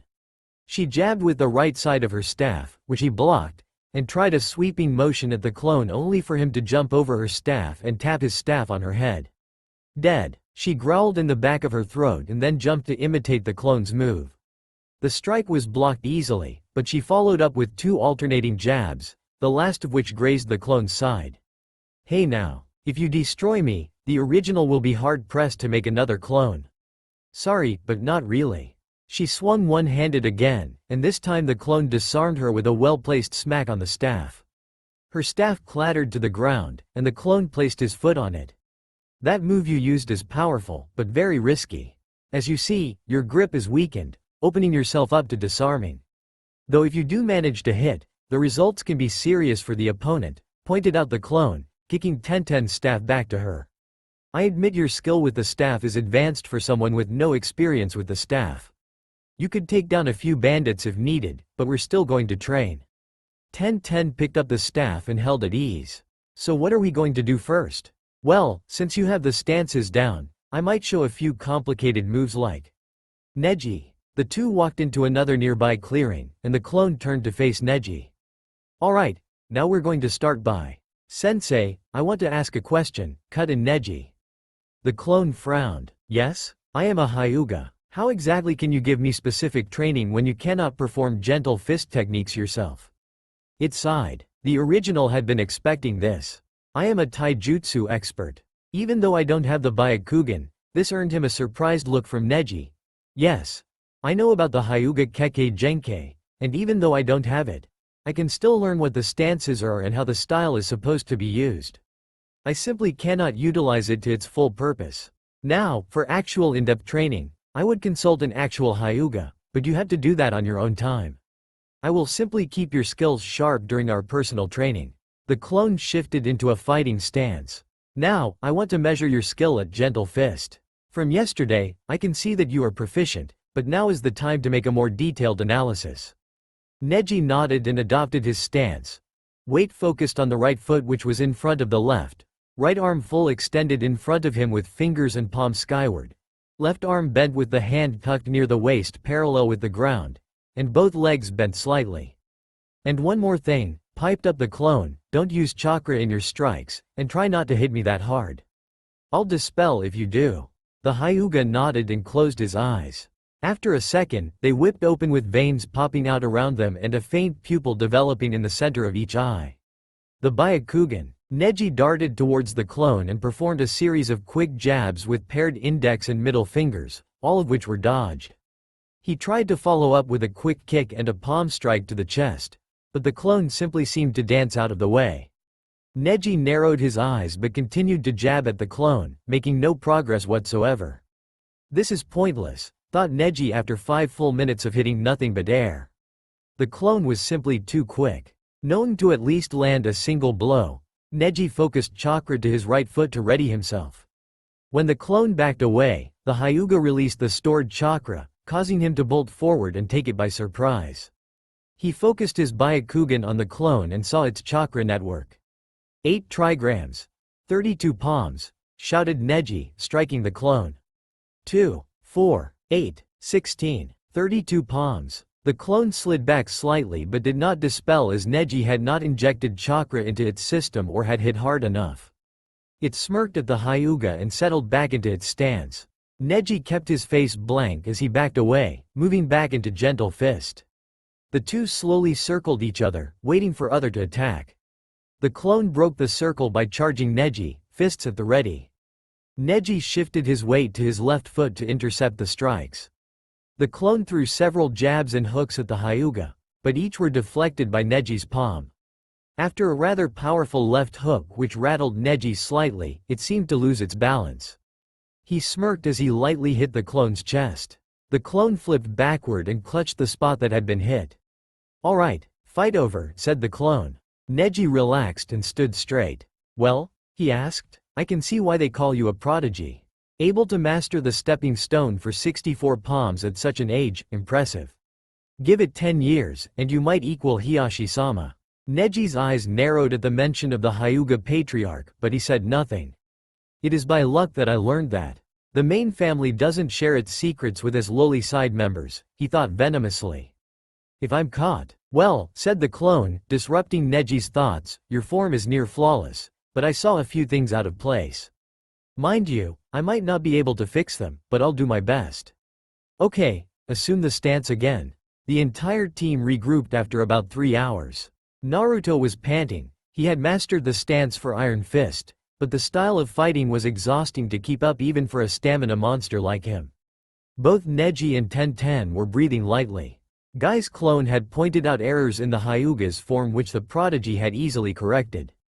Tenten had picked up the staff techniques naturally, but the clone still bested her as she had several bruises to show for it.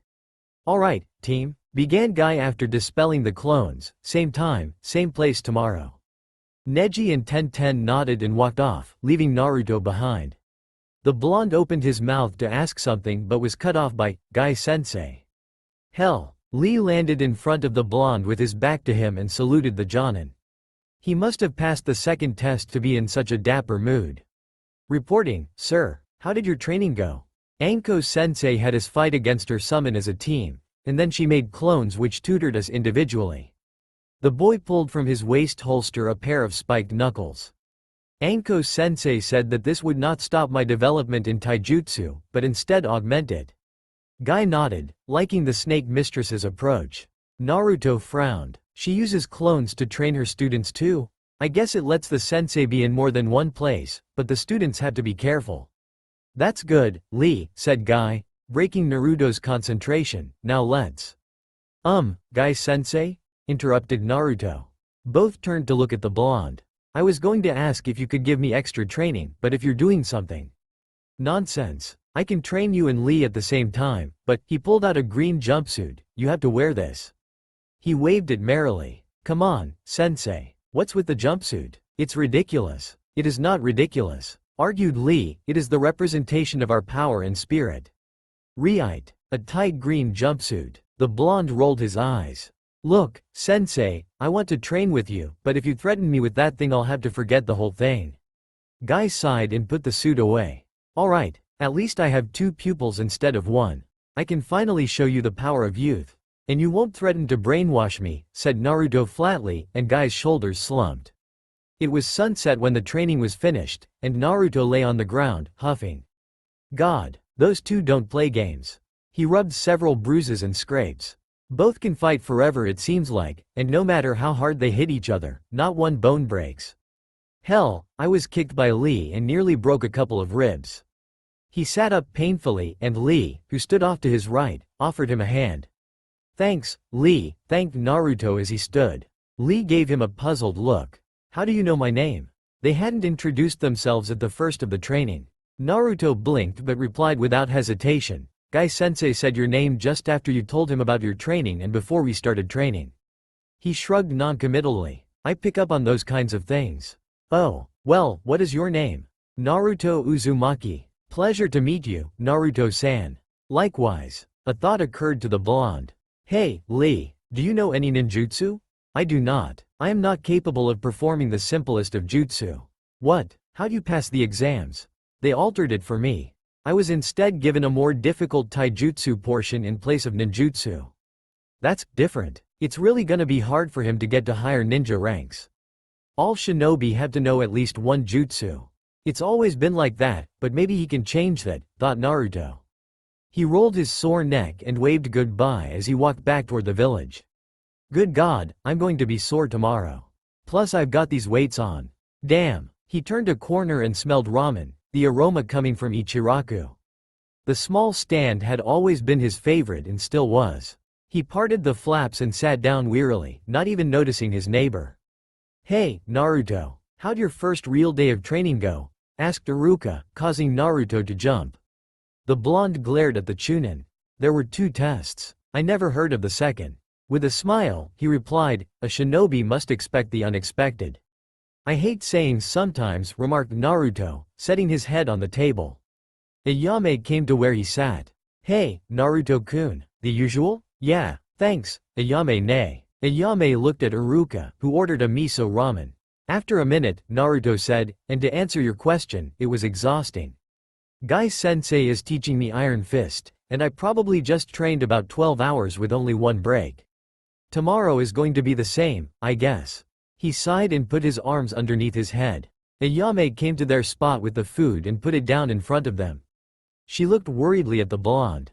Naruto-kun, you alright? He muttered something unintelligible, and Iruka nudged him. Hey, the food's here. Naruto sat bolt straight and blinked dizzily before laying his eyes on the ramen in front of him.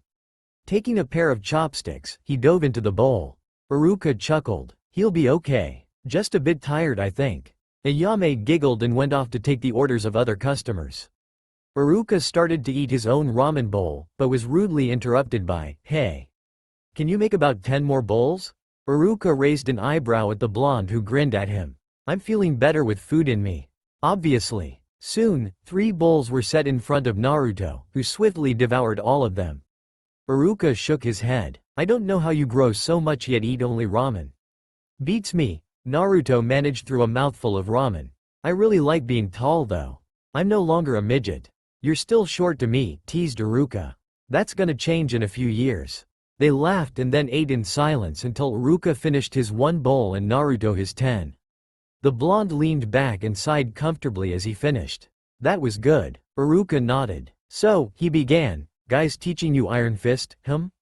"Yeah, I don't really have a style of fighting to go to, and Guy-sensei wants to change that. He nearly made me wear that god-forsaken jumpsuit." He shivered. "I talked him out of it." "That would have been quite a sight," commented the Chunin, amused.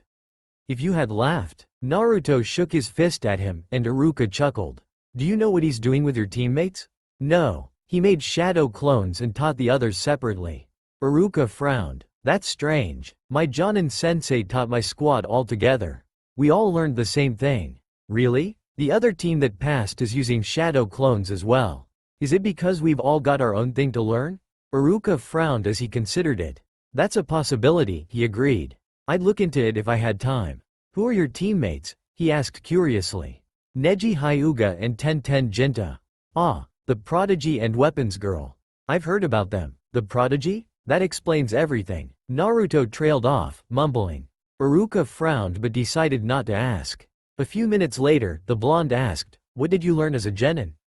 Jutsu." The blonde snorted. "Nah, you learned how to knit and how to bake a cake," he said sarcastically. "I really can't remember. Wait, I learned echolocation." Naruto deadpanned at this. "You gotta be kidding." "Nope. Out of the 3 of us, I was the only one to pick it up successfully." "Your parents named you right, looks like." Iruka stiffened slightly at the mention of his parents, and Naruto noticed it.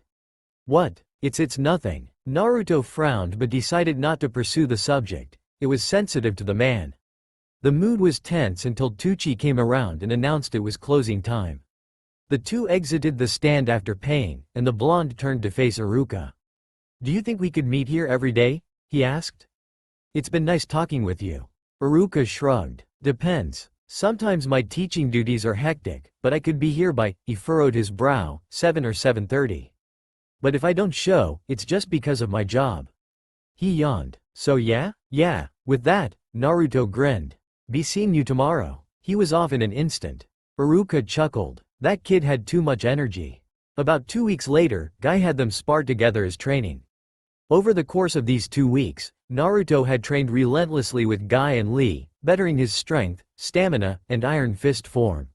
He still wore the total of 200 pounds worth of weights, but this day he was moving normally. The next day he would double it. He still ate with Iruka, who laughed at stories about Guy and Lee. Tenten could now instinctively aim and fire any kind of projectile, hitting the clone every time. With the staff, she could hold off Guy but not attack, which would open her up to more bruises. The spars would usually end with Tenten giving out to exhaustion despite the fact she had more stamina than before. Neji hadn't learned any new gentle fist techniques as of yet, but he had set his sights on perfecting 8 trigrams, 64 palms. The clone would advise him on errors in his fighting form, and the flaws became rarer and rarer.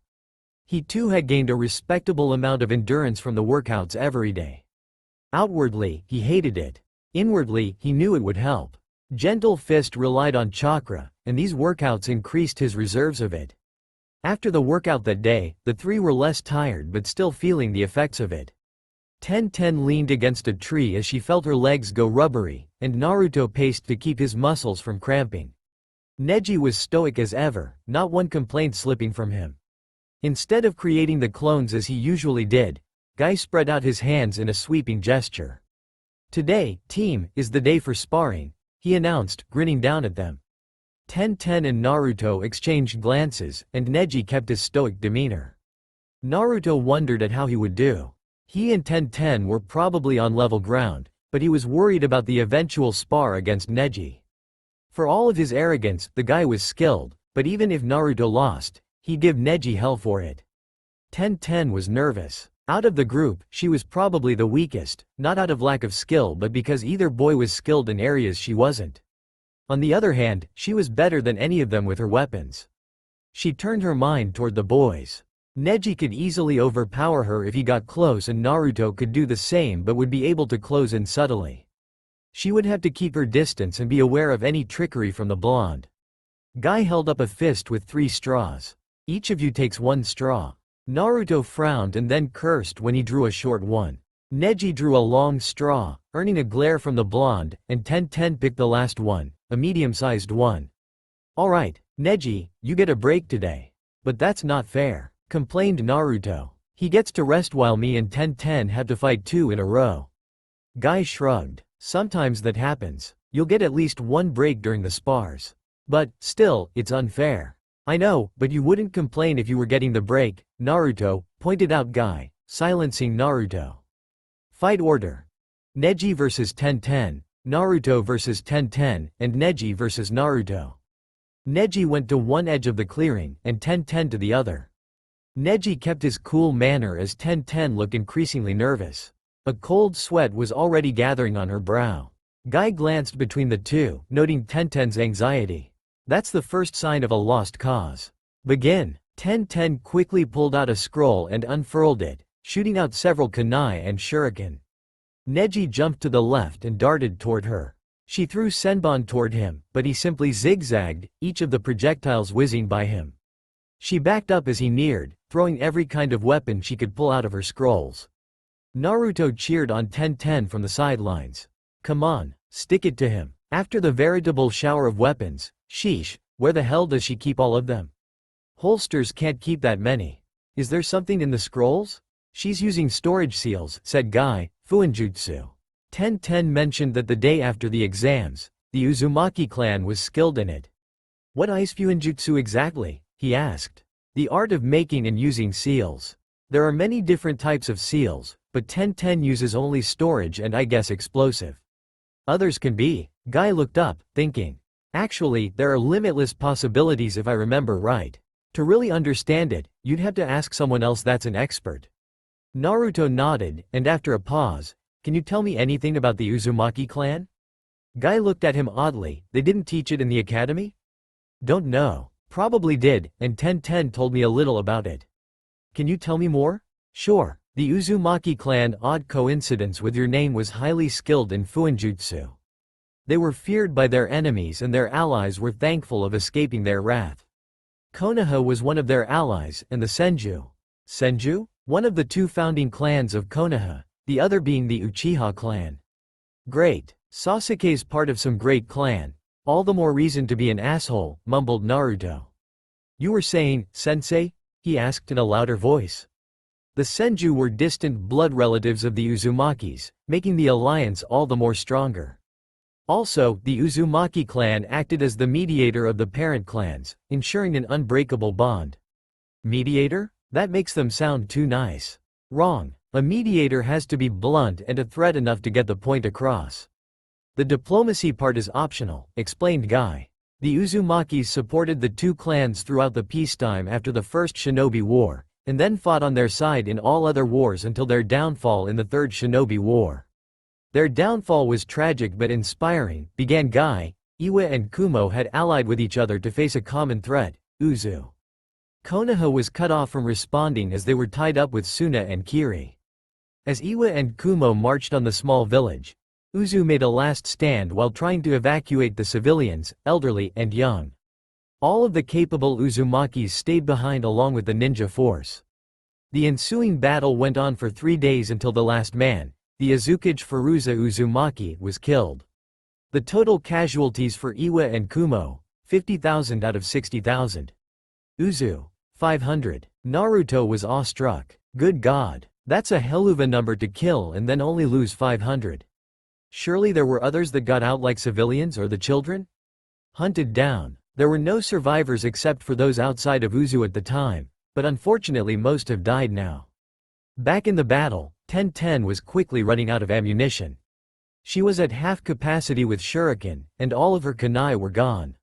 She was close to using almost all of her senbon, and yet Neji refused to be hit. He constantly changed his pattern and would stop randomly, taking her by surprise. God, where did all the training go? She felt her breathing quicken, and her sweaty hands began to slip on the scrolls. Neji closed the distance between the two, within his and her striking range.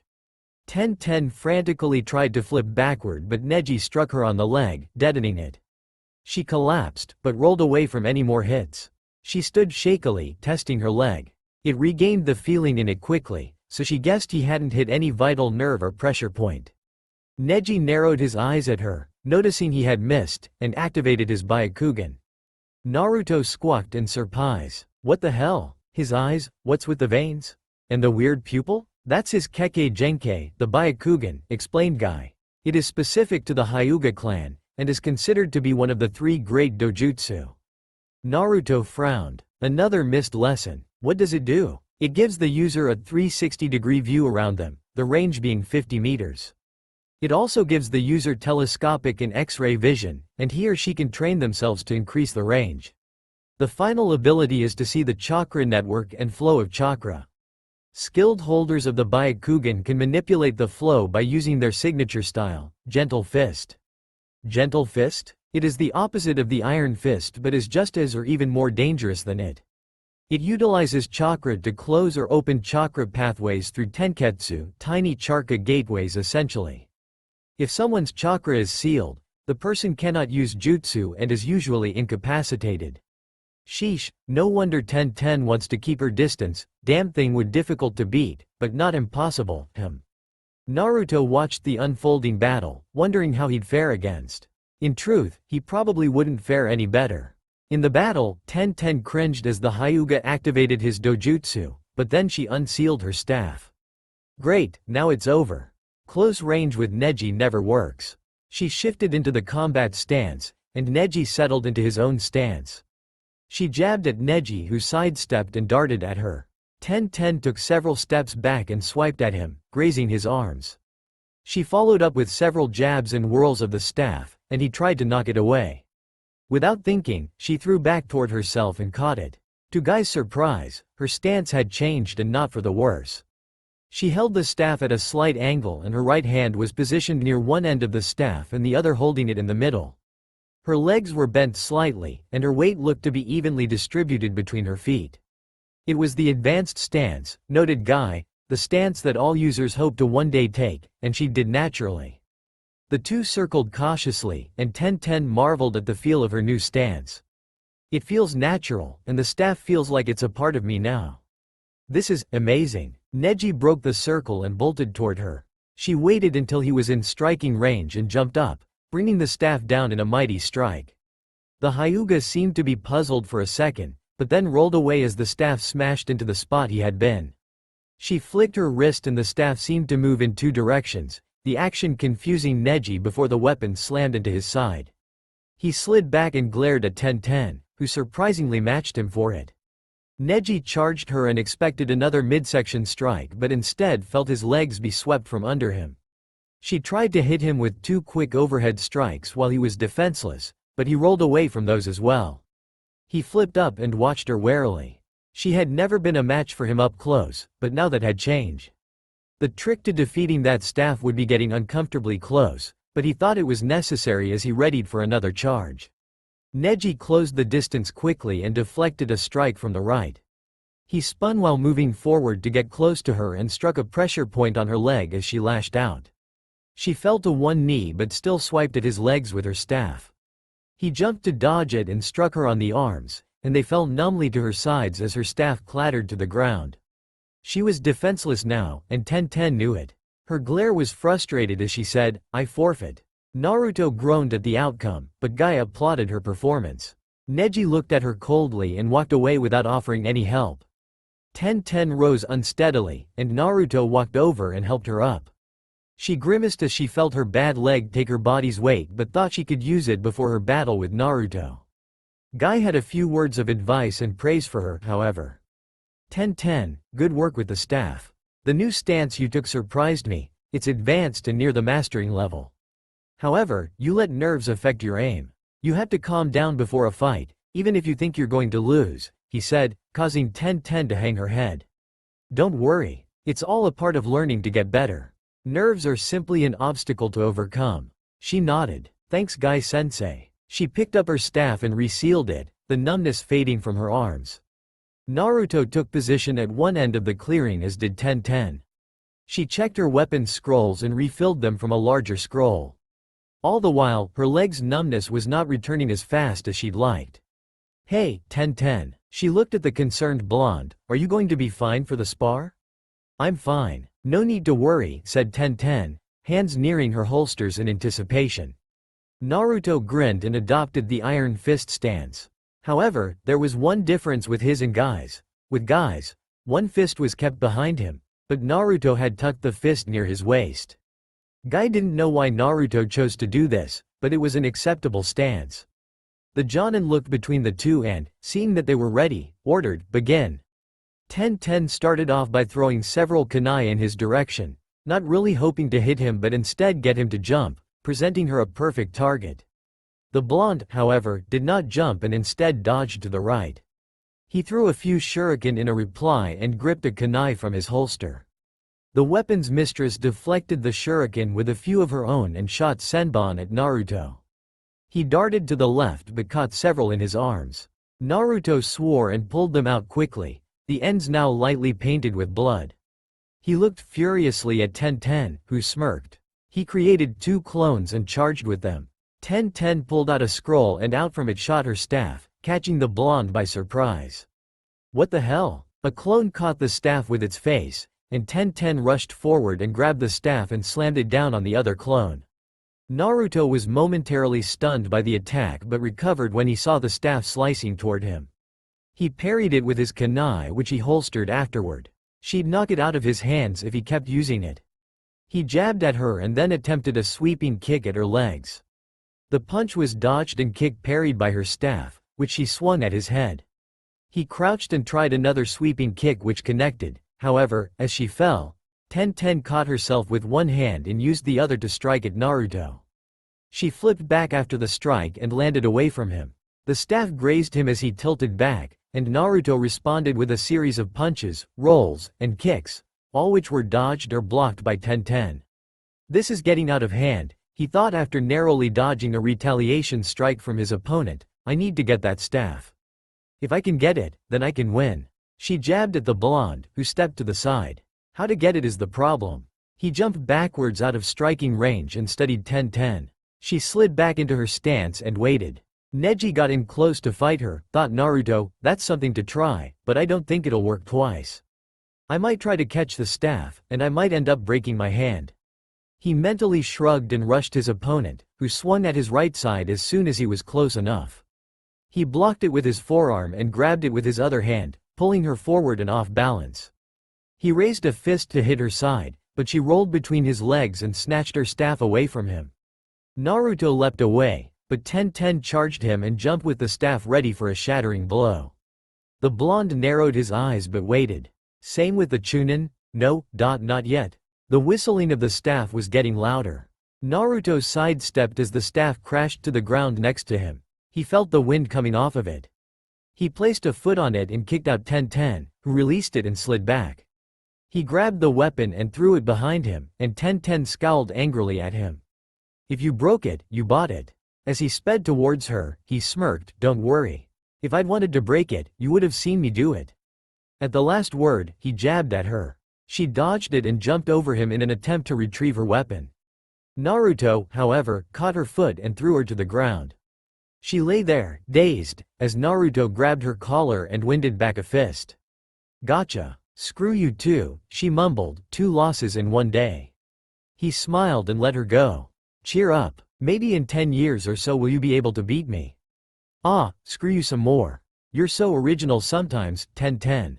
Guy clapped once, bringing their attention to him. Good work, both of you. 10-10. Seems the nerves didn't get to you, but that may be because of your easier opponent. The Jonin grinned at Naruto, who glared back. And Naruto, your technique was good even though it was pretty much useless against her staff. And I would advise to limit those waiting tricks. Only those who have extremely fast reflexes can do them safely. The blonde shrugged. I have fast reflexes. Oh, do you? Naruto jumped and whipped around to find Guy standing behind him. He looked at the guy in front of him and watched it slowly fade. An afterimage, sheesh, he's fast. Alright, I don't, but I can still see the other's moves. That counts. Guy sighed. Just don't do that waiting trick anymore. Only if it's a last resort. Naruto nodded and rubbed his arms where the senbon had struck him. He turned toward Ten-Ten, who had gotten her staff. Nice aim. Expect anything else? Yeah, thought you'd be nervous, or is Neji stronger than me? That, she said, will be decided in the next fight. Naruto grinned and looked at Neji. The Hyuga eyed him coldly, trying to intimidate him. However, the blonde would have none of it. Come on, Teme. Quit giving me the evil eye and take position. Ten-Ten frowned slightly. What about your arms? The senbon? Naruto glanced at her and pulled up his sleeve. There were no signs that he had ever been struck by the needles, and her eyes widened. I heal fast. Don't know why, but I'm thankful for it.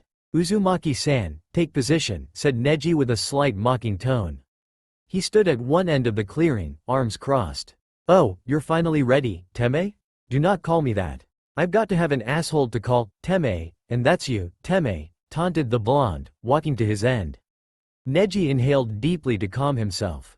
You are going to regret ever calling me that, he threatened, adopting his stance and activating his dojutsu. I doubt it. I'm still fresh even though I didn't have a break. Ten-Ten glowered at him and made a rude gesture in his direction. Guy shook his head. Can't wait till missions, he thought sarcastically. Begin. Kick his ass, Naruto, cheered Ten-Ten in spite of what he had said, but then I wouldn't mind if Neji beat yours. Guy facepalmed. Out of the trio, Naruto and Ten-Ten were the closest friends, but sometimes it didn't seem like it. Yeah right, shouted Naruto, hastily throwing together a plan. Either it would work, or he would crash and burn. He threw a few shuriken at Neji to see how he would react, but Neji dodged to the right and ran at him, Byakugan activated. Naruto backed up a few steps and created 10 clones. They all ran to meet Neji head-on, and when they collided, hell broke loose. Neji slid and threw out his shoulder, catching the first in the chest. He stumbled back into the others and tripped them up. Some managed to avoid the pileup and fight with Neji, and he smirked and beckoned them mockingly with a hand. One punched, but Neji knocked his fist away and clapped him on the chest. He dispelled, and 2 more clones emerged from the smoke. Both tried to punch him, but he parried them and jumped and kicked them in the head. They sailed away, and before he landed, 2 clones positioned themselves on both his sides. He landed, and the one behind him tried to grab him, but Neji somehow saw him. As soon as the clone put hands on him, Neji threw him over his shoulder into the other, and the 2 vanished into smoke. The others had just untangled themselves from the pileup, but Neji descended upon them and wiped them out. The memories Naruto received did not bode well for him, and he hurried to close his gaping mouth. Well, crap. Though he had to change whether he looked behind or in front of him, but it looks like he can see all around him all the time. Great. Just dandy. He made another group of 10 clones, but these were more hesitant, something that Neji took advantage of. 2 were gone in quick succession of gentle fist strikes, and a third lasted long enough to gape at the display before being forcefully struck with both palms, sending it flying. Neji gripped another by the collar and threw him into 2 others and struck them in the gut with open palms. 2 maneuvered behind him despite knowing about his vision, and when they kicked out at him, Neji stepped back behind them and chopped at their necks. The last couple froze, and he smirked before dispelling them with quick jabs of his fingers. Naruto was sweating slightly, but he quickly threw a shuriken at the now advancing Neji. He dodged it and spun and attempted to land a vicious blow on Naruto. Naruto jumped backwards and watched Neji cautiously. The option of taking off his weights occurred to him, but as he reached for the clasps, Guy shook his head. Regret turning his stomach, Naruto took up the iron fist stance again. Why? He asked as the blonde landed. Why do you resist fate? You can never defeat me or accomplish your pathetic dream of becoming Hokage. There is not even the slightest chance. Because, started Naruto, ditching his strategy and opting for a more direct approach by charging the Hyuga. I want to prove. He punched at Neji, who deflected it and followed up with his own strike. To myself and to the village that Naruto dodged the blow. I'm not a weakling or trash. Neji snorted. He landed a glancing blow to Naruto's arms. Fate is determined from the day you are born, he said venomously as he tried to jab a finger at Naruto's tenketsu. You might as well surrender yourself to its current. Then tell me this, then. Naruto moved out of the way of Neji's jab and tried to sweep his legs out from under him, which failed as the Hyuga stepped out of range. How did I, the dead last of the academy? Naruto dodged a kick from Neji and retaliated with a right hook while still saying, graduate a year early and get on this team. Neji narrowed his eyes but kept his silence as he sent a flurry of jabs at Naruto. The blonde held up his arms to defend himself but was sent sliding back a few feet. He mentally checked if he could still use chakra in his arms and inwardly sighed in relief when he could. He asked, returning his attention to the Hyuga. Naruto threw a few shuriken again pointlessly, and the Hyuga smirked as they fell short. Looks like I just fooled fate and swam against that current, said Naruto as he charged forward. Neji shifted his weight to catch the frontal blow that never came as Naruto switched with a shuriken and landed a powerful punch to his jaw. Neji collapsed to the ground in a heap. I never gave up the hope of proving to myself that I am strong, he finished. Tenten's jaw dropped as Naruto ended the battle. Wow, I knew Naruto was good, but to beat Neji. Guy grinned. Looks like Iron Fist can beat Gentle Fist. Take that, Hiashi. Naruto let out a breath that he hadn't realized he had been holding and offered a hand to Neji, only for him to be replaced with a log. What? Wait, shit? The Hyuga appeared in front of Naruto, a smug sneer on his face. 8 trigrams. 32 palms. 2, 4, 8, 16. 32 palms. Neji delivered the final palm to Naruto's chakra center, and the blonde looked confused before he fell to the ground face first. Neji turned his back. Failure, he spat, walking away. Naruto groaned, but then he said something that made Neji halt. Don't count me out yet, Teme. He struggled to push himself up, and his legs shook as he stood. I can still beat your ass like this. His mouth was bloodied, but the flame in his eyes was bright. Turn around so we can go again. You shouldn't be moving, said Neji, turning. I blocked half your chakra points. Your breathing should be labored right now. Believe me, it hurts to breath, but that's nothing. He made the clone hand sign again. Now bring it. Why? Demanded Neji. You're defeated. You have nothing, but yet you continue on. What gives you that energy? Why? Because, struggled Naruto. I was called a failure. He created one more clone and they charge. Neji's anger flared unexpectedly at Naruto's words, and he wondered why he had such a reaction. Naruto's words were ridiculous, weren't they? Yes, they had to be, right? Neji shook away the thought and reacted to Naruto's last-ditch effort. He flipped over the original and kicked the clone under the jaw. He landed behind Naruto and touched a single nerve in his back. Naruto's body locked up, and he fell over like timber. Naruto, cried Tenten, running over to them. Neji regarded the person before him cruelly. Fool, you never had a chance. Naruto, you alright? Asked Tenten frantically, shaking the blonde. The blonde didn't respond and Tenten thought the worst, that somehow Neji had killed him. Then Naruto groaned and blinked his eyes, and her worry turned into irritated relief. Get up, you worried me. She punched him in the arm, issuing another groan from Naruto. Quit that, he argued weakly, it hurts. You're gonna hurt a lot more if you don't get up. I don't think you could hurt me anymore, Tenten. Get up or I'll prove you wrong. Naruto blinked blearily again and slowly sat up. Good, you had me worried there for a second. Naruto flashed a small, painful grin at her. Thanks for worrying, Ka-san. Tenten winded her fist back but then lowered it and said in a sickly sweet tone, You, re-welcome, Oto-kun. Naruto glared at her but didn't move. That was a low blow. You called me old. No, I didn't. Not directly, anyway. Indirectly is what a girl always looks for, little one. You've got to learn that. Naruto scowled at the name and shook his head. You mean sometimes, he grinned wickedly, but remember who lost 2 times in a row today. Tenten growled at him and punched him in the arm, hard. He groaned again as pain flared through his body and punched back though with considerably less force. Tenten responded by giving the blonde a playful noogie, and the blonde struggled. There, that'll teach you, she said, letting him go and ruffling his hair. Guy smiled and Neji rolled his eyes. Alright, you two. These spars conclude the training for today. You're dismissed. Naruto rolled his neck after training with Guy and Lee. He was still feeling the effects of the ruthless regimen they did, but admittedly Naruto was starting to enjoy it. Not to the point of letting Guy brainwash him, but he enjoyed the challenge it presented. He looked at the setting sun and sighed. Those two kids would train until midnight, but Naruto had no time for that. Besides, he could rely on other things besides taijutsu, unlike Lee. The blonde shook his head at the thought of the jutsu-less genin. The boy had a rough road ahead of him.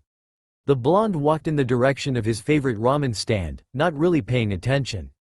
Boisterous noise from an alley drew him towards it, and he peered into the alley. 3 teens surrounded a small figure on the ground and were kicking it and shouting insults at it. Naruto was reminded about the day he defended Hinata, and protective anger flooded through him. "Hey, bastards! Leave that person alone!" he yelled, making the boys turn to face him. "Hey, look! It's the demon boy," said a pig-faced one. "Touch him again and I will show why I'm called that," snarled Naruto, cracking his knuckles. "Oh, you're the same damn group that bullied Hinata? Looks like you never learn." Naruto grinned evilly as he recognized the voice. He appeared next to the teen in an instant. "Run to mommy now," he whispered. The teen gulped and stumbled out of the alley. Naruto looked at the others, and his lip curled in disgust. Bastards. Attacking something smaller than them. Bastards and cowards. The blonde turned to see who or what the figure was, and frowned slightly. It was a small boy, shabbily dressed but looked healthy enough. His wide brown eyes looked in awe and fear at Naruto. The blonde offered a hand, and the boy looked at it before taking it. Thank you," he breathed. Naruto smiled and nodded. "Just wanted to help. I don't particularly like bullies, and I've run into them before." "I heard you. Hope you didn't hear everything. If you did, don't repeat some of those words around your parents," said Naruto lightly before walking away. "Wait." Naruto turned his head. "You're the demon that everyone talks about?" He shrugged. "Yeah, I guess. Demon is what everyone calls me when they think I can't hear them." He smiled sadly. "I can hear every word."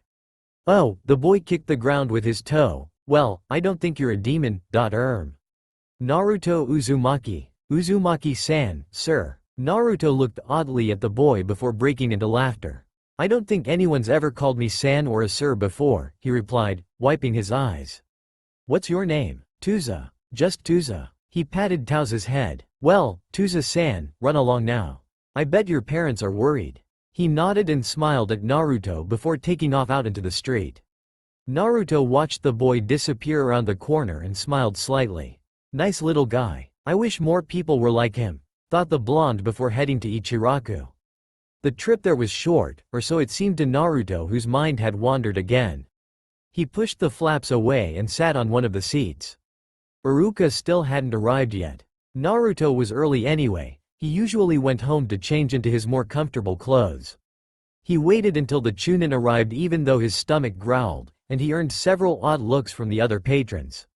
When Iruka arrived, Naruto said irritably, "Took your time, didn't you?" "There was a test today and the papers took longer to grade," explained Iruka, waving over Ayame.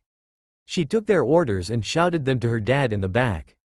Naruto looked at Iruka and decided to start the conversation. "Today we had sparring. And? Well, I won one and lost the other." "This is your first spar, right?" He nodded. "You did better than I did. I lost to both my teammates. I was the laughingstock until I beat them the next time." Iruka grinned. That victory felt great to say the least. "Who was the unlucky one?" "Ten, you know, the weapons girl? I've told you about her." "Yeah, and I keep wondering if you have a crush on this girl." The blonde snorted. "She's pretty and nice but more of a friend than anything." I'm serious. Plus I know she doesn't like me. She likes Neji, the prick of the group." The Chunin smiled, amused. "There's one on almost every team. It's just the extent of the prickishness. And I feel sorry that you missed out on her." "Oh, shut up, Iruka-sensei, or I'll start on you and Ayame." Iruka blushed, drawing a smirk from Naruto. "And Neji takes the cake of prickishness. He makes Sasuke look damn sociable," said Naruto, leaning back in his chair. Iruka chuckled, and both quit talking as the food came. After they finished, Iruka asked, "Anything other exciting things happen today?" Naruto hesitated before saying, "Well, I helped this kid with some bullies on the way here." Taught them a lesson. I knocked out 2 of the 3. The other ran. That was a noble thing to do. I'm proud of you, Naruto. Naruto smiled. Thanks. He turned toward Iruka. Do you know of anyone called Tusa? Tusa? He didn't give me a last name. I'm afraid I don't. If you could ask about his last name, that might clear things up. Well, if I run into him again, I'll ask. Iruka nodded and paused, debating whether or not to ask one particular question. Naruto saw the pause. What is it? Did the bullies, or the boy for that matter, call you anything?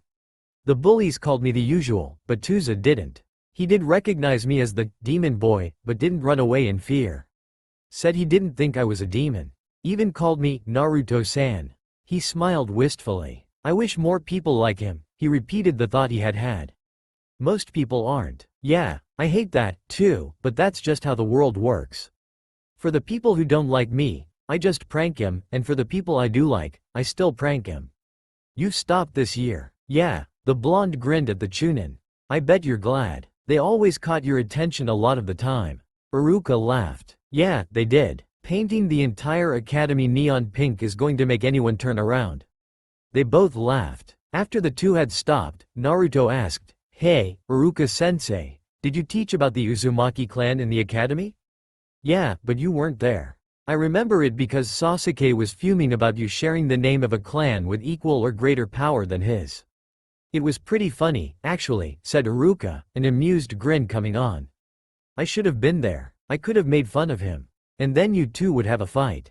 Sometimes it was best for you to skip to avoid Sasuke. And why do you ask, by the way?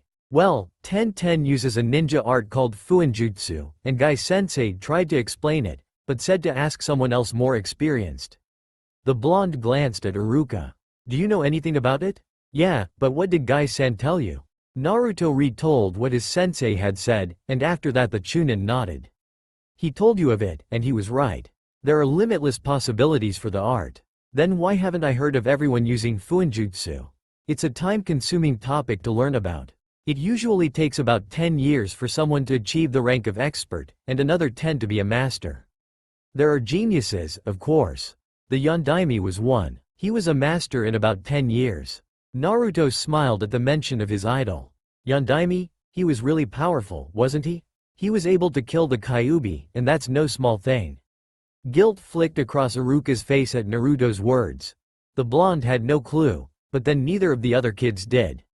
Naruto asked something, bringing Iruka from his thoughts. Do you know any Fuinjutsu, Iruka-sensei? He nodded. Yeah, but I focus more on the defensive side of it. Barriers and such, he added at the confused look on Naruto's face. I started when I was a little bit older than you, but since I haven't progressed much. I've never had time for it. How do you learn Fuinjutsu exactly? It's a bunch of theory and experimentation. Theory to learn how to make a seal, and experimentation to make sure your seal works and doesn't blow up. It can be that dangerous? Definitely. We've lost people to defective explosive seals. The theory part, is it reading? Mostly. Naruto groaned. That's why it's not well known. Most people would rather train or practice jutsu than read. Those who do pursue this, though, become very powerful. The blonde grunted. I was considering taking it up, but now. He shrugged. Iruka laughed. It's not that bad. Tell you what. This weekend, come to the academy after it releases, and I'll show you some basics. That'd mean cutting my training short. I'm sure Gai-san would understand, and if you don't like it, you won't have to cut your training short anymore. Naruto frowned, considering. After a moment, he agreed, all right. But I warn you, I probably won't like it. That's too much dull reading. Iruka shrugged. It's not that bad. He grinned. Just don't paint the academy again. Naruto chuckled. Too bad. I had plans to paint it bright orange. And then everyone will know who did it. They laughed again. After the laughter stopped, Naruto leaned forward with small smile on his face and put his arms on the table. He seemed to be deep in thought, and Iruka took it as the cue to leave. He rose and paid for his meal and, as an afterthought, Naruto's. Before he left, however, thanks, Iruka-sensei. For what? The food? It's not a problem. No, for everything. That's all for now. If you enjoy this video, then please like, share and do comments.